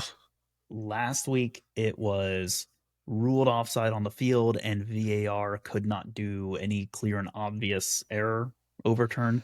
This week it was not ruled offside on the field and VAR sent it back down and said, "No, you missed it." Yep. And that felt like a very this VAR call felt very much a this does not feel much more clear and obvious than the one that they said they couldn't call clear and obvious. Pro has had a rough few weeks. Yeah. It's not been good. We were talking about this earlier. Yeah. It's so my heart goes out to St. Louis on this one. It's again sometimes the calls giveth and sometimes the calls taketh, and right now St. Louis are in very much a taketh. But the thing is right now is that the calls taketh and Olaf Milberg taketh away all offense. So Yeah. really it is just like everybody's taking from these fans. I do want to say though, I have been very excited. I've always been a Celio Pompeu fan. Um, I was I was unfortunately at the game when his leg snapped uh, against FC Dallas. I think it was last year, maybe been the year before. It's been a minute. Um, and actually seeing him come back and show some of those creative juices again is really exciting to see because he was a lot of fun to watch. So seeing him kind of come back and showing those flashes pre-injury is very exciting. So yay. Yeah. I again there's some good flashes in there, right? I mean, again, you look at the match stats and it's just like they did enough to score goals and they just continue to not score goals. Yep. Oh well. That's it. I that's all I want to talk about on that one. Okay, that's all that should be said for a nil-nil draw. Probably Yep. more than it should have been said. Well, but we said it, and you know what? Here we're gonna say even less for this next, the final 0-0 draw of the night. Gavin isn't here, but Beau, you do a great Oh. Gavin impression. Oh yeah. Oh yeah, that was a lot of fun. Look, it, Listen, see, Orlando got the real. I'm a real yeah, boy. yeah. Look, This was a snooze fest. yeah, it I it watched a wasn't few good. minutes of this, honestly, and then I was like, I'm just gonna watch the highlights. I don't want to. I don't want to. I don't get paid for this. And watching Orlando Montreal is like a punishment. Yeah, And I it didn't do wasn't. anything wrong. It wasn't good. It I wasn't an just enjoyable match. Orlando really likes getting red cards. They love They red are cards right just now. they're all about like, you know what, it's us against the world and we're gonna prove it. But Yeah, honestly, the second yellow was kind of a tough one. I mean, it was a foul. I don't think it was yellow card worthy. But again, like I said, I didn't watch the full game. This was a highlights one for me, so I don't know if there was persistent infringement that he was just doing the same stuff or they're fouling the same guy. Um, But this is the note that I had: a mid game played by mid teams that put in a mid performance. There you go. Yeah, that's just real quick. Let me fact check myself on this one. That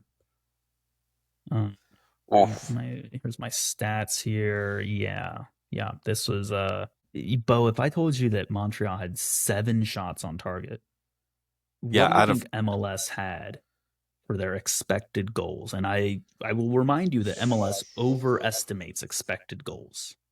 um 7 shots on target. 7 shots on target. You're thinking at least a one, at least 1 to 2, like one. I'm gonna go 1.2. That's what I should Okay. expect. That is what I think that would be fair to expect of anyone other than Montreal. MLS had them at point 0.7 xG, and keeping in mind that this is MLS who Over. overestimates So literally, xG. they have about half of what we would expect. Yeah, But I mean, that's who would have thought that running Prince Owusu out there just is not going to give you? Uh, yeah. I mean, I uh, this is what you expect. This is an owner who's an absolute idiot and can't get out of his own way. yeah, So I don't know. yeah. I next. Montreal will get a win at some point, and I don't know when that will be, Good thing they but fired their coach when they did. That helped a yeah, good lot. thing. Yeah, He was the problem. right. Yeah, clearly, clearly. Okay. Well, we saved a lot of time on that one. Good. We can talk about some other more worthwhile matches, including yet another red card match, Charlotte versus San Diego FC. Yeah, that was Did you have this one on your bingo card? A 3-0 win for Charlotte at home. I had a win at home for Charlotte, for the record, because Charlotte at home is a different beast, they are. but They not 3-0. Yeah. I this was another game, I'm not gonna lie, I was really, really looking forward to it. I really hate whenever games get red cards in them. I know some people don't this, but I really do, because it's like, man, like I wanna see the full strength teams go at it. Like that's what I'm, and it's just I feel like I got robbed a little bit. Like this game had some this game really had a chance. Especially whenever, if it's a late red card, it's kind of whatever. But a red card in the first half just really kind of ruins the game. But I mean, they were already down 1-0 at that point. Charlotte was taking care of business. Yeah, Yeah, the I don't think the red changes the outcome of the match. Again, considering right. Charlotte at home is brutal. Yeah, Charlotte and of a it goal at home should have is been 4-0. I mean, Privet's goal, like I think whoever the commentator was, it's like it's more like rather than he heads the ball hits him in the head and deflects in. But like Liel Abada was towards the end of the game. I mean, wide open, unmarked. It was literally like the sea, like Moses, like parted the Red Sea for him, kind of thing. Like the defenders are on either side of the field. He's wide open, passes the ball. It's just him and the goalie, and he misses it. So uh, yeah, Charlotte's good, yeah. man. They Charlotte is they good. beat And who they they're supposed to beat. they sit on top of the table right now in the East. And Yep. I will tell you right now, Bo, I think you were the only person when we were doing preseason predictions that was high on Charlotte to this Yep. point. And I don't think any of us would say that we ever thought Charlotte would be sitting top of the table. I mean, I had them second, Yeah. so even I was like, first. Uh, I mean, let's not be crazy. And very long season ahead still, right? Right. But Yes. But I mean, we're yeah, I we're mean, we're over a quarter way now at this point. we are. Yeah. Patterns And emerge. yeah, and to your point, right? They have beat the teams that you expect them to beat, even if at the time we didn't expect them to beat those teams, right? Because they beat Atlanta early on, and people were like, "That's a big win," because Atlanta, you We know, thought that was a yeah, big win. we thought that was a big win. They beat Cincinnati. A red card at Cincinnati, but was that a late Yes, red card? it was a very late red card. It was an 83rd minute red Okay. card. Keeping in mind as well, this is a Cincinnati early on, no identity, still kind of no Right. identity, but But beat Cincinnati. they That's a big lost they win. lost to Miami, who got a 38th minute red card and couldn't get a Hmm. goal. But again, Yep. Miami hunkered deep and said try to beat us, and they couldn't. And that's one of the things we talked about early in the show. You brought up very well that they can bunker in. Man, they've gotten 4 red cards against Charlotte this year. My oh no, 3 because Charlotte got one against San Jose. But man, 3 of 8 games they've gotten a red card. San Diego, Cincinnati, and Miami have all gotten red cards against. And Charlotte didn't even start Tim Ream this weekend. Yeah, that's a good shout. I mean, But I know they subbed off. Is it Dumbia early on? So he may have been the. I think he came on for. I don't know if that was injury or what. That was not something I remember. I have slept several times since then. yeah, Tim Ream in, Doumbia out. Yeah, and that That was in the was first half. 38 minutes. Yeah, Yeah. that's what makes me wonder if it was an injury or maybe they saw something. Um, Yeah, but I would guess that that's probably like a medical team decision saying, yeah, "Hey, we see something, or he's feeling something, or we have concerns, or but whatever." Andres Reyes in his first start for San Diego getting a first half red card. Congratulations, man! Way to put yourself San Very Diego on lore. brand. Yeah, very Just on brand. I mean, yeah. he did it with the Red Bulls, and now he's doing it with San Diego. It- it's funny because like out of all the players that you expect to get red cards, like he would have been at the top of my list. Uh huh. And guess who got the red card? Yep. And by the way, it does say Dumbia was Soliman Dumbia was because of injury. Mm, So well, yes, hopefully nothing serious. we can hope for sure. But man, could Yeah. you imagine being able to have the depth to just be like, oh crap, injured. All right, Tim Ream, Put Tim Ream. put Tim Ream in. Yeah, but Gosh, they've done a put great job. U.S. men's national team Yes, legend and legend Tim former Premier League captain Tim Ream off the bench. off the bench. Incredible. Now, granted, he's usually starting, but it makes the joke So very funny today. right now, question for you. Yes. Obviously, you're the. I mean, A big San Diego fan here. yeah, you were the one who was higher than San Jose, but San Diego has not. Let's see, last week lost to Colorado. Mm-hmm. The week before they spanked Seattle, Mm-hmm.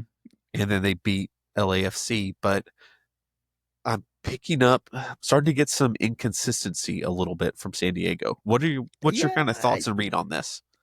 I mean, look, I love San Diego's play style. I think it is exciting. It's satisfying to watch. I wish more teams would emulate it. They do not have consistent scoring threat going forward. They have the players that can do it, right? We saw them lay the hurt down on Seattle. However, they're not, again, it's like it's the Columbus. I'm going to give you credit for this one, even though I'm making the reference, right? It's like the Columbus. They have a lot of guys who, are creative, but they don't have the dude to step up in Okay, the big so you don't moments. think Aldrich Dreyer is the dude? Because I think he's the dude. He is Okay, a dude. he He is has. not the dude. I think he has potential to be the dude. Do you think that's Yes, fair? Okay, potential. Yes, okay, he is not okay, currently the dude okay. because he's had some phenomenal matches and he's had some good Yeah, he moments, has. but they aren't the. This is the game-winning moment. This is the big moment. Okay. They're Yeah, they're I big guess. moments, but they're Yeah, not the big moment. They're not the. gotcha. This is when like you need someone who you trust to convert all the time or 99% of the time, right? Like he's missed more than his fair share as well. Okay. And look, he's again incredible player. I love watching Yeah. Dreyer, but they don't have. And like, what's their other offensive option? Uh I always Lozano, forget who his name. I always forget the striker's name. Valerian Valakar. I'm trying to be careful. It seems like I'm like trying to say a bad word. Valakari. Thank you, Yeah, Valakari. I was going to get hmm there eventually if you gave me another 13 yeah. minutes. You would get there, but here's the thing: I mean, Valakari is not. I've not. Again, he's one of those like I see moments, but overall, like man, if he's your starting striker, yikes, folks. Well, he's look. He's a starting player.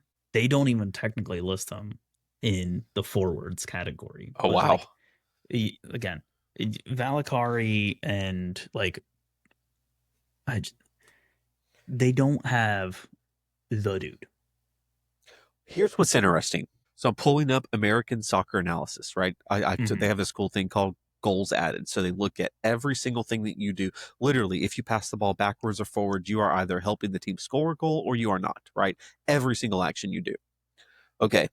Number one, Lionel Messi, meaning that he has scored, like his contributions have been, he has He's added, added the most goals he's to added 2.61 goals over that, which I mean, if you think about it, 8 games of the season, that's a crap ton. Like that, right. that's a lot. So he has Look, added, you can say it as it is, Bo. He's gonna win MLS MVP again yes, this he's year. good if he plays enough minutes. I'm not still not convinced. Okay, second, Hugo Kuipers, 2.09. Not a shocker, right? The guy's been a real. Third place is Anders Dreyer. Yeah. He is according to their metrics the third best player in the league this year. Again, extremely fun to watch player. Like in that moment, He facilitates a lot, yeah, but in the big in that big moment, I don't have like the complete faith in him that you would have in some other players where you're just like, of course they bury it, right? It's Messi, of course Messi buries it, or it's like it's Cucho, of course Cucho buries it, or like it's Ryan Gauld, like yeah, Ryan Gauld's gonna step up when you need him to, right? Like or like Almiron before he left the league, like of course, or Vela during his like golden boot season when he was like 1 point oh 04 goals per 90, like right. they were all the guy.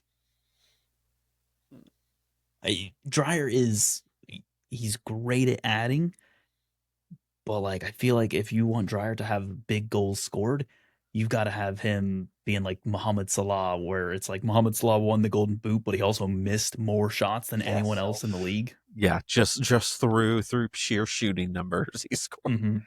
Okay, Yeah. here's a fun little thing for you. I've looked up, and this is where I think the American Soccer Analysis, the goals added thing, it's not perfect, right? Would you be shocked if I told you that Lucas Angel was the second best player statistically on Cincinnati this year? Is it Lucas Engel?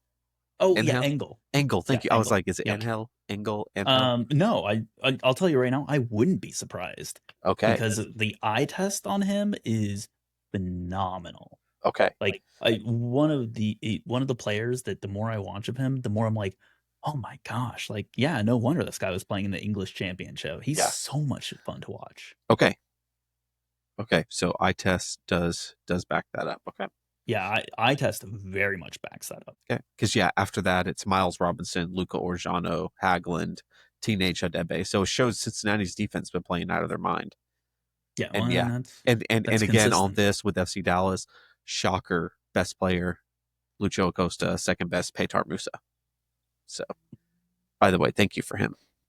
Hey, no problem. Thank you for But thank you to Albright for treating him poorly enough that he yeah, I don't know. I still kind of I still think that it's a I think he may have been he's a bit of a diva.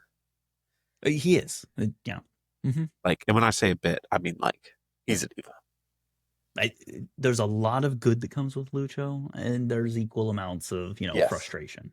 Oh, But so much so. when Lucho's playing well, like absolute moments of magic, you'll it's a joy to watch him. So, anyways, I'm gonna move us on because again, Bo, a lot of still Yes. somehow we are like only 2/3 of the way through this. We got So this, yo.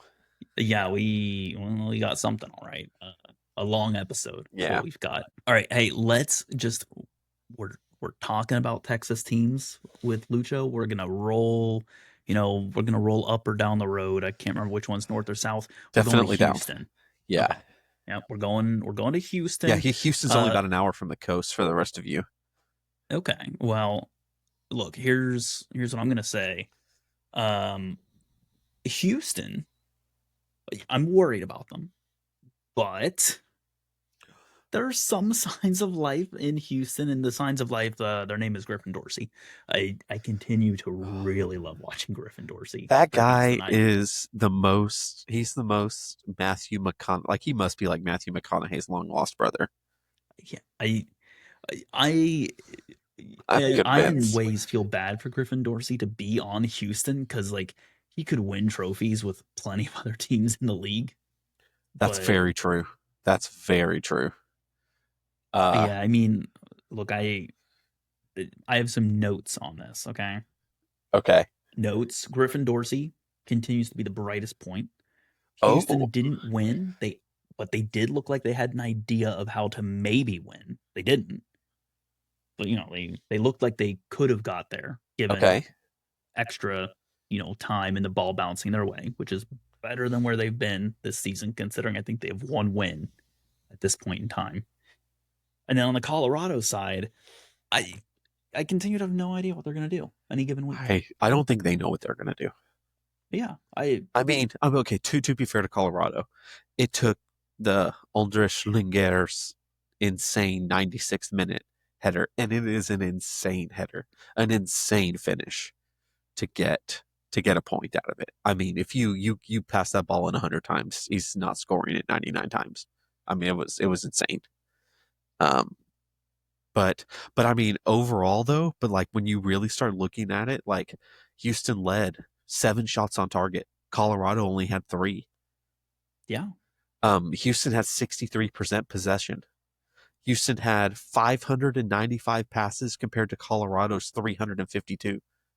I mean, if you told Houston, me that those stats were reversed, I would believe it yes, solely by the nature of Houston having been not good this season and Colorado being high up enough on the table that I would look at that and be like, those are clearly the stats of a team that is sitting in the upper half of the table compared to the worst or second worst team in the West. U.S. men's national team midfielder, um, and he's been starting the last few weeks, and they're not looking like booty. Um, like I feel somewhat justified. Like I've been saying week after week, I'm still holding on to my Houston stock. I'm buying I I'm ready to stop. I'm ready to maybe to pause hold. Yeah, selling. yeah, okay. Yeah. Like it wouldn't take much to convince me to continue to sell, but I mean, would it convince you to sell if I said that last week against a red carded LA Galaxy? They tied 1-1.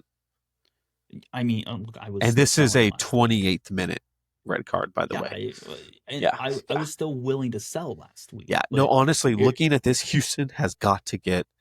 They have got to get their backline fixed. They really do. Losing Mikhail was one of those things like, oh, it happened. Mikhail was good, but it's like, no, like you dudes, I don't think people really understood how good Mikhail was, and losing him is huge. but And they didn't yes, replace anyone. Like, uh, I who were the impact players that they lost and replaced? um Coco Kerskia, Hector Herrera, But who they replaced them with? Mikhail. Those are the big ones that they lost. Steve Clark, another one, and then they replaced them with. I mean, Jack McGlynn came in, but Jack McGlynn's been shifted more to a number 10 role, so he's Yeah, kind of taking that Coco Kerskia role a little bit. Um, but only they're kind of. I mean, giving he's. Brooklyn Reigns a shot, so they've got a young guy. They're giving him a shot. I'm curious if they're in cap trouble. Is kind of is my warning. I was trying to pull up the Soccer Wise has a thing that you can look at there, I'd all have to the chart go. stuff. I'd have to go look because I know MLS put out on the club roster profiles. They actually put out an updated version of them with cap numbers for amount of GAM available. Because I remember that's how we found out that LA Galaxy had Yes, zero GAM, zero game, and yeah, and we absolutely dogged on them for it, and as rightfully they so. deserved. Yeah, deserved to be dogged on. For the record, Houston Dynamo are a U22 initiative setup. They have Artur and Ezekiel Ponce marked as designated players. They have 4 U22 initiative players signed, 2 of which are on injury. And then they only have 3 players that are TAM players, and everybody else is regular senior or supplemental Yeah, slots. Most teams have more than 3 TAM players. man, Not as all. Ezekiel Ponce is on 2.8 million a year. That guy is getting. I need to figure out who his agent is because Eric Sviatchenko's in his last year of his deal. Man, they yeah. I mean, it might get a lot better after this year, but I mean, what honestly, do you it do now? probably will get better because I mean, Lawrence and Ollie's coming back from injury. Nelson Quinones is about to come back from injury. They just got in their new number. I mean, things are looking up. I mean, Potentially looking up. They are on things paper looking up, are things are looking up. Things if are you say so. looking up. Yeah, oh, they're looking up all right. They're looking up the table. Yeah, that's that's They are ooh, looking what, but very high up the table. ding. Oh, but yeah, that was it. Yeah, Not ding. yeah. Okay. Hey, you got anything else to add on to this one? Otherwise, five more matches to get through still. No, just this. I mean, again, Houston very poor defending. Colorado had some pretty bad defensive moments too. I mean, they let Houston at one point just have way too much time on the ball in the box. Should have been even worse. I mean, honestly, Colorado should have get Navajo misses a really easy goal opportunity catching Jonathan Bond out. But yeah, that's all. That's all that deserves to be said about this game. All right. Well, here I'm going to throw some easy ones your way. Ready? Ooh. Philadelphia, Atlanta. Let me pull up my notes. Here's my notes for Atlanta. I don't like Mikel Ura. I've always thought he's incredibly wasteful. He's very fast, and then he gets the ball, and it's like, now what? And it just showed that that was more of that. He was incredibly wasteful. Yeah. What was your note for Philly? My note for Philly is Quinn Sullivan worldy. I had Quinn Sullivan is playing out of his mind this year. Yeah. Uh, Yeah. Accurate. My note for Atlanta, five Maybe alarm what fire. if he turns out to be the better of the Sullivan brothers? Would you be That would shocked? be wild. Wouldn't it be though? Wouldn't it? That would be wild. And I mean the third goal, Quinn Sullivan. So if you don't know, like Philadelphia has a red card, right? They're going against the runner play late in the game. Kai Wagner wins the ball, runs up, tries to cross the ball into the box to tie Baribo, who's waiting in the middle, way overshoots. Like Baribo literally just stops and like looks up and watches the ball sail 30 feet over his head. Quinn Sullivan, who started the game, makes this lung busting run, saves it on the touchline, like it's about to go out of bounds, crosses it in. Baribo finishes it for the goal.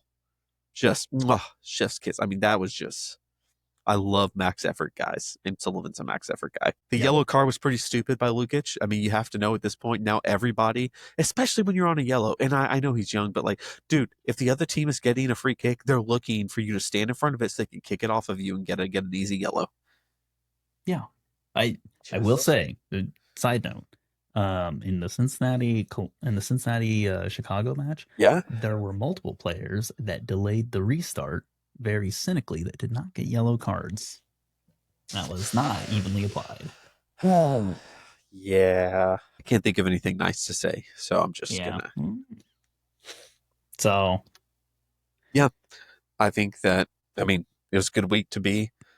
great week to be Anytime you're Philadelphia. playing Atlanta, seems like it's a good week. Yeah. So on the five stripes, or rather the five alarm fire. How do I put this diplomatically, Beau? I don't think we do at this point. What what is going on? I think. I wonder It, if their their defense is defense. I wonder if it's their terrible. defense is like, hey, we actually maybe they'll consider a rule change for like as many goals as we're involved in. That whoever's involved in the most of those will actually end up winning the game, not just who scores the most. That's the only thing that I can think of is maybe they're hoping for like a mid-game rule change. It's the only real explanation. Yeah, it's not good. I mean, look, you have 11 goals forced, which is great if you aren't also giving up goals all the time, because it means you're losing. This is factually correct. Yeah, I mean there are teams with, one more goal scored on the goals forced side that are significantly higher up the table, but they've also given up less than half the goals you have. Yeah, I mean, the defense is shambles, shambolic. shambolic. It's nightmare fuel. It's it's rough, and honestly, I don't know what the even offensively. It just doesn't. I okay. I don't want to beat the guy, but I'm gonna be the guy. Okay, because someone's got to be the guy. You know, like how someone's got to be the dude. All right. Hold on. Yep. I'll give you credit for All it. I'll right. give you Thank you. credit. Thank you. Continue. Continue. I think you have the pieces here. You do.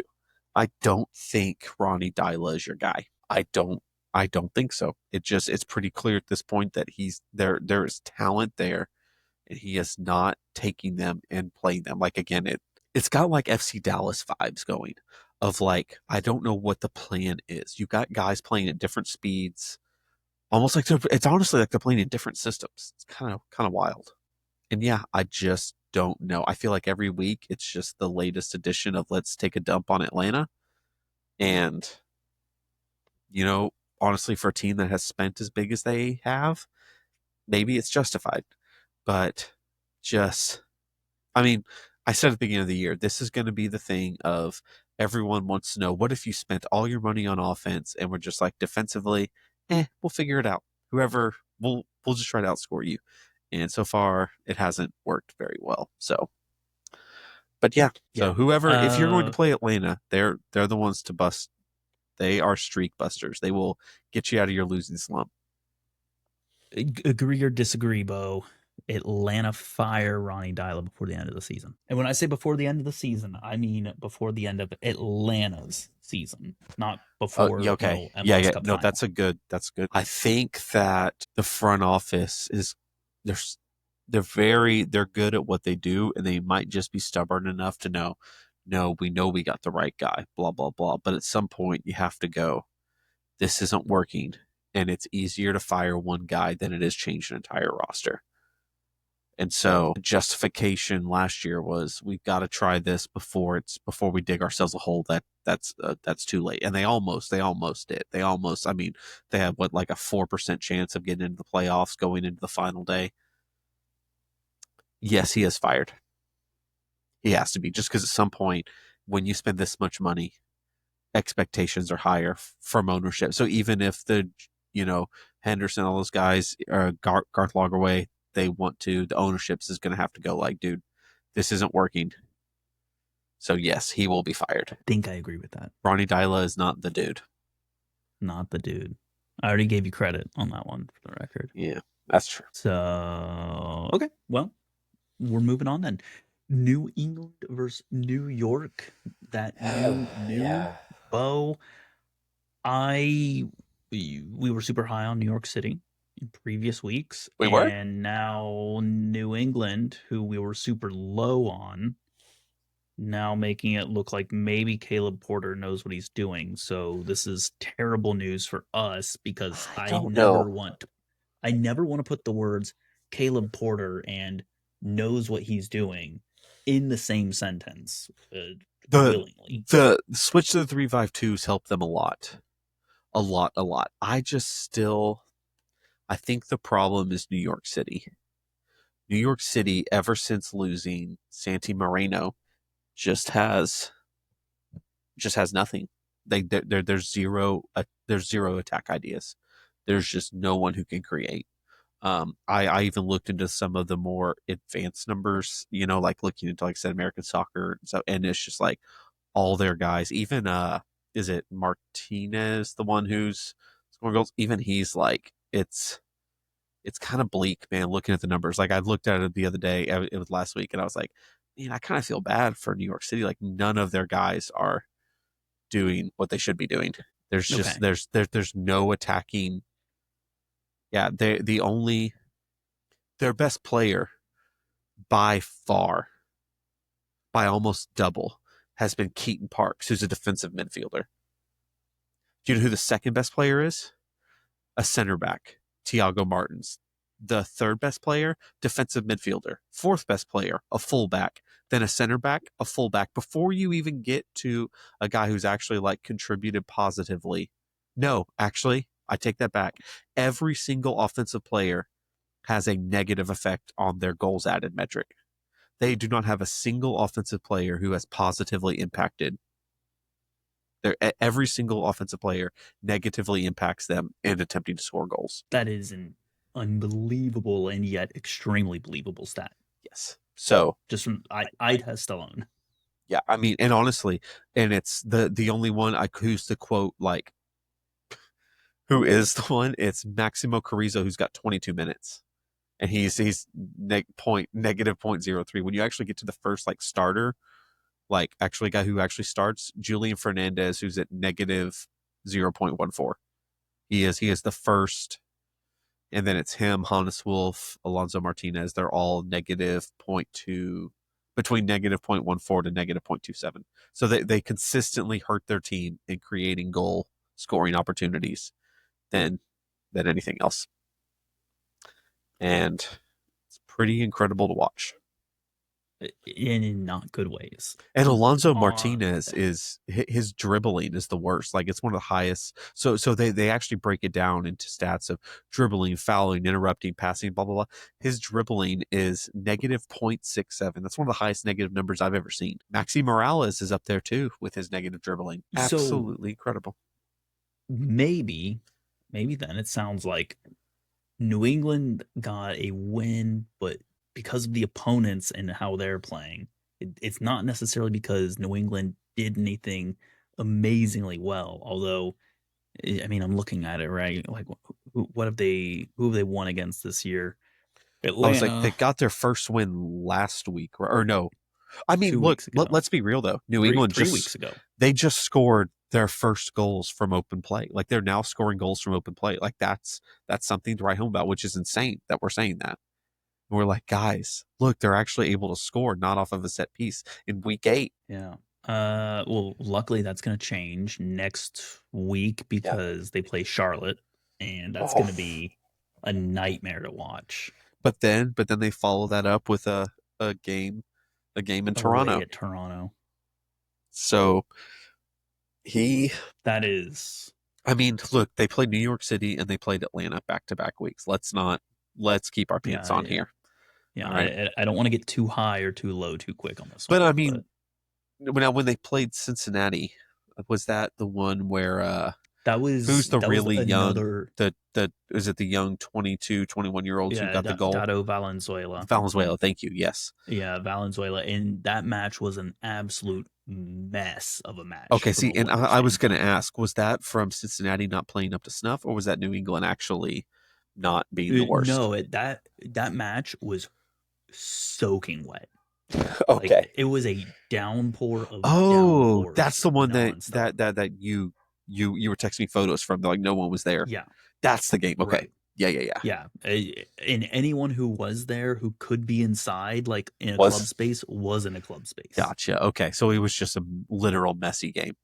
Yeah, Messy that with a match. Y.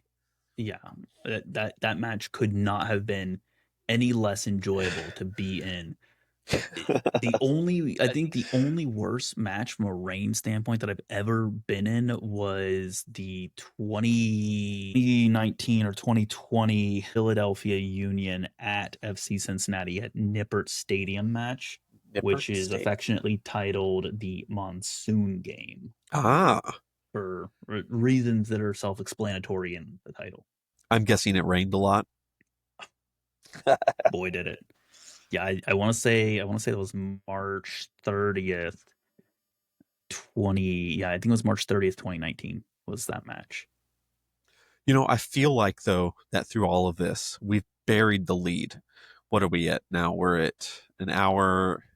We're an hour and 56 minutes in, and guess Yeah. what? We have buried the lead. Did you know, Russell, that DC United is capable of scoring without Christian Benteke on the field? I'll be honest, I didn't think that was possible. I did not either. I didn't have that on my bingo card.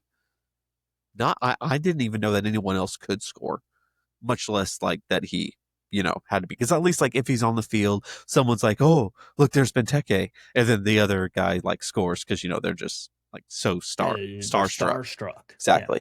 They're like, it's the Golden Boot winner from 2024. Exactly. But no, Peglow does his. I mean, he was just like Benteke, who more like Peglow. Look at me. I I'm the Benteke now. Oh, that's it. Yeah, yeah, yeah, yeah, yeah. See, yeah. Cut that. Cut that. We'll edit that out. Yeah. Yeah.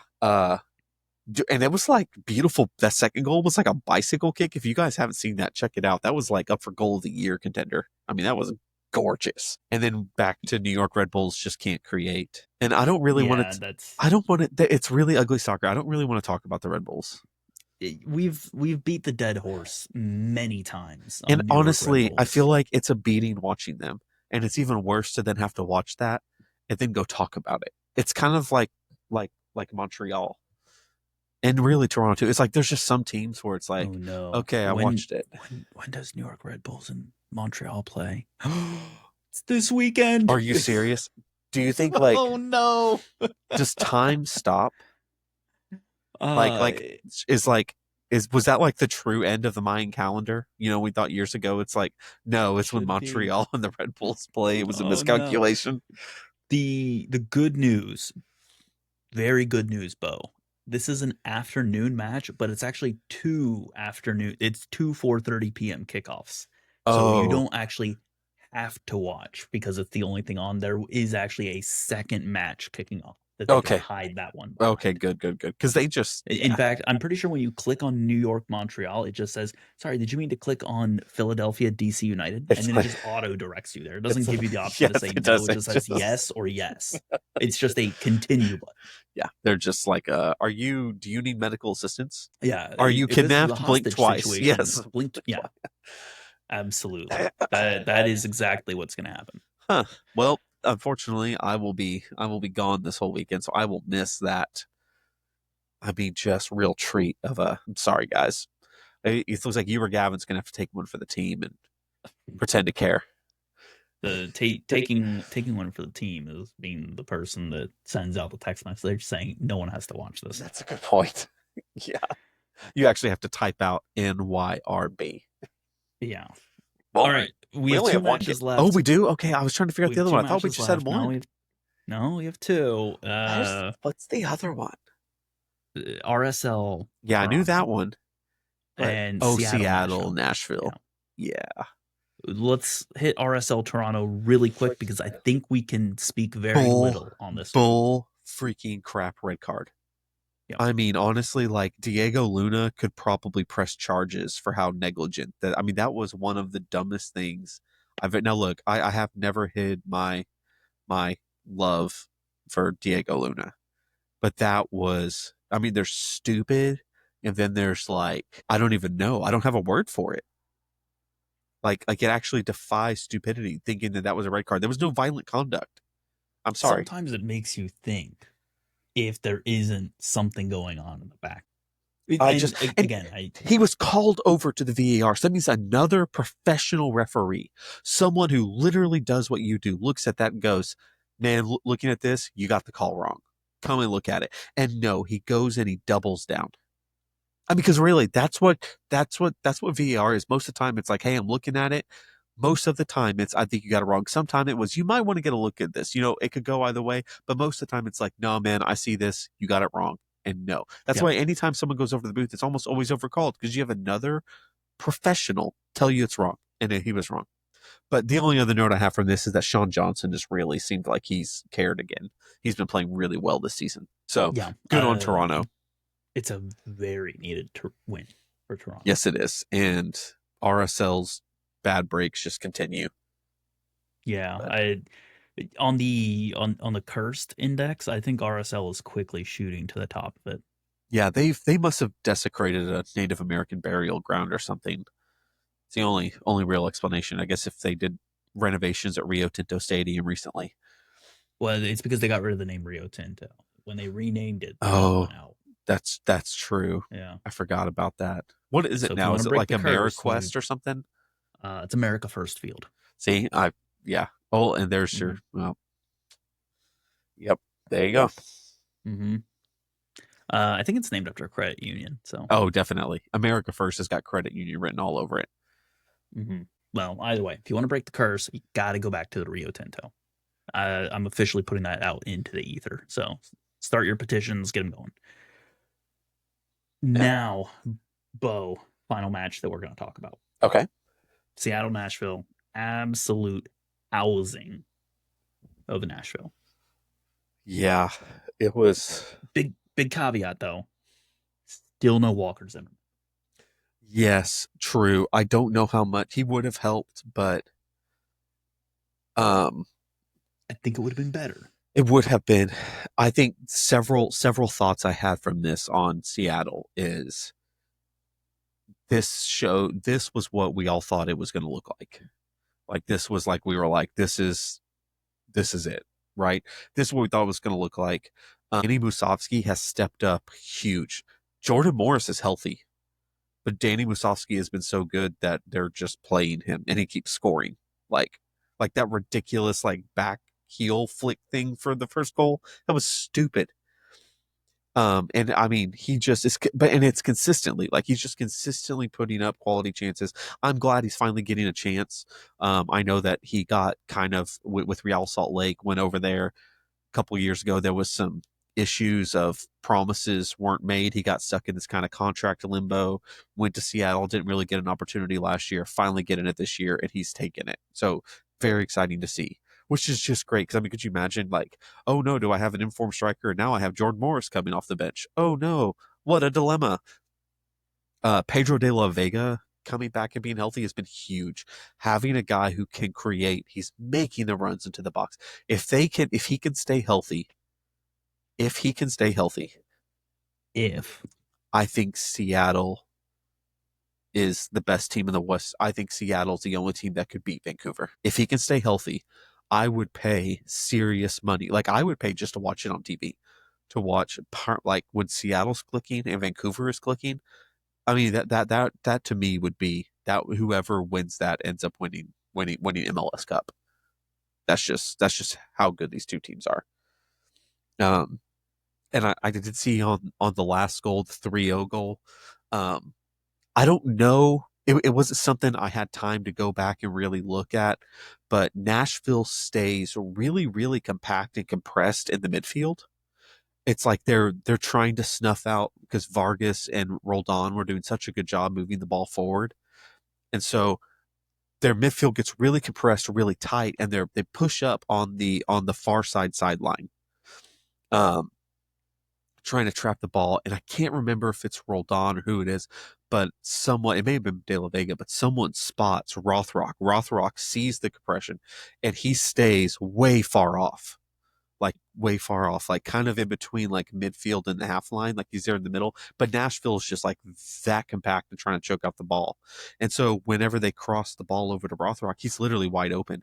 There's not a Nashville defender within 20 yards of him because they're just. And so I don't know if this is just a maybe for this game or system or something. I'm gonna be kind of curious to see how exactly it does play out, but um yeah, Seattle looked really good, and heads up play on Rothrock because that's just an intelligence play, right? Like a lot of guys are going to come towards the ball and get on that defender, but being able to actually stay back, create space, create your own space, and create the assist opportunity.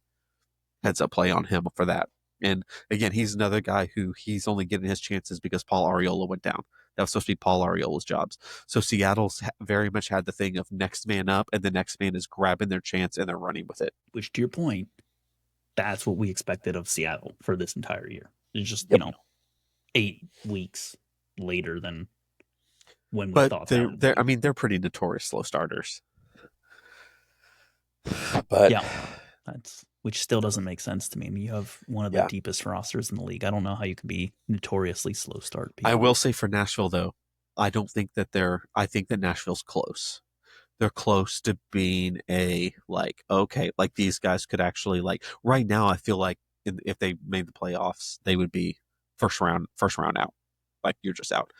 They're just one or two pieces away from being like, no, they could really surprise. Like they have that team that like they may not host a playoff game, but they'll have the quality to like to to upset They someone. could take it to game 3. Yes, and maybe potentially win. I mean, they could be. They just. It's like they need. I don't know if I don't know what the plan is. If they want Hani as the 9, they want Hani as the 10. I know they wanted Surridge as the 9, but for some reason he likes a giant, tall winger. Doesn't really. He just doesn't play well in 9. There's several things that it's like a really. I would if they could get out of the Surge deal, it would be great. I mean, that would be awesome because he's just not been. I don't think he fits what they're trying to do.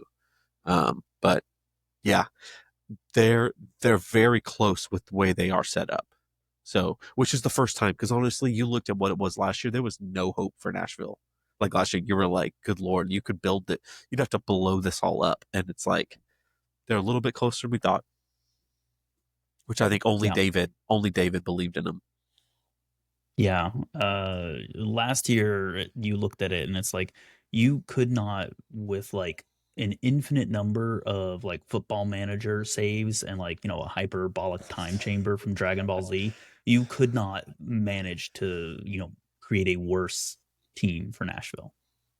No, literally, like I'm trying to figure out who you could drop on there. And it didn't get much worse. I mean, everyone played miserably. I mean, and Nashville's in The sixth fans were at the moment. miserable. Yeah. Nashville's in sixth, man. Like beating Orlando, which is shocking to think about. I don't know. Orlando's a little bit of Jekyll and Hyde, but Another one of those we'll schizo teams. yeah. We'll see what Orlando does, but for Nashville, I don't know. Okay, I think next week could go just basically any which way they want. I mean, it's they're home against Chicago Fire. It's just like that yeah. has weird bounce back win written all over it for Nashville, and it's not going to make any sense why. Let me ask you a question. What's a bigger surprise? Atlanta at 12 or Nashville at 6? Atlanta, You think Atlanta so? 12. Yeah. It's pretty shocking when you really think it. Oh, okay, Yeah, okay, Atlanta at 12 or LA Galaxy being the worst team in MLS. Like LA Galaxy. they are the wooden spoon contenders. Like I I do not think in any universe that has ever existed, uh, across like real or imagined universes, has there ever been that hard of a fall from grace for the MLS Cup winners, undefeated at home, to then go and not only not have a win at home, um, but not have a win in general? Like, at all, period. It's I well, like I, you can say like a broken clock is right twice a day. LA Galaxy is a 24-hour clock, and they are sitting on like 23:59 right now. And like of the the season, yeah, the season's barely at like 8 o'clock. what's the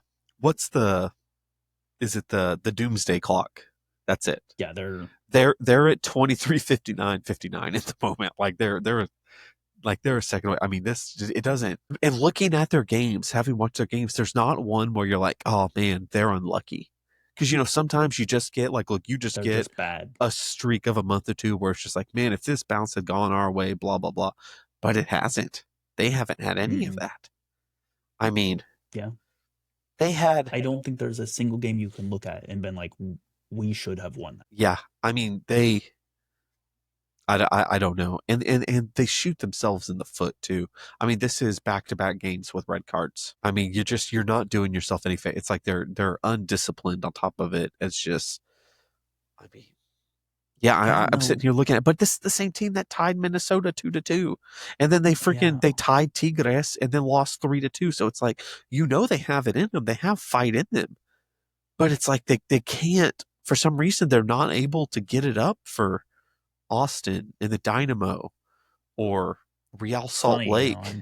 I can't imagine Dignity Health not having a pill for that. Yeah, I know. I was like, I set this on a platter. I'm hoping he'll take it.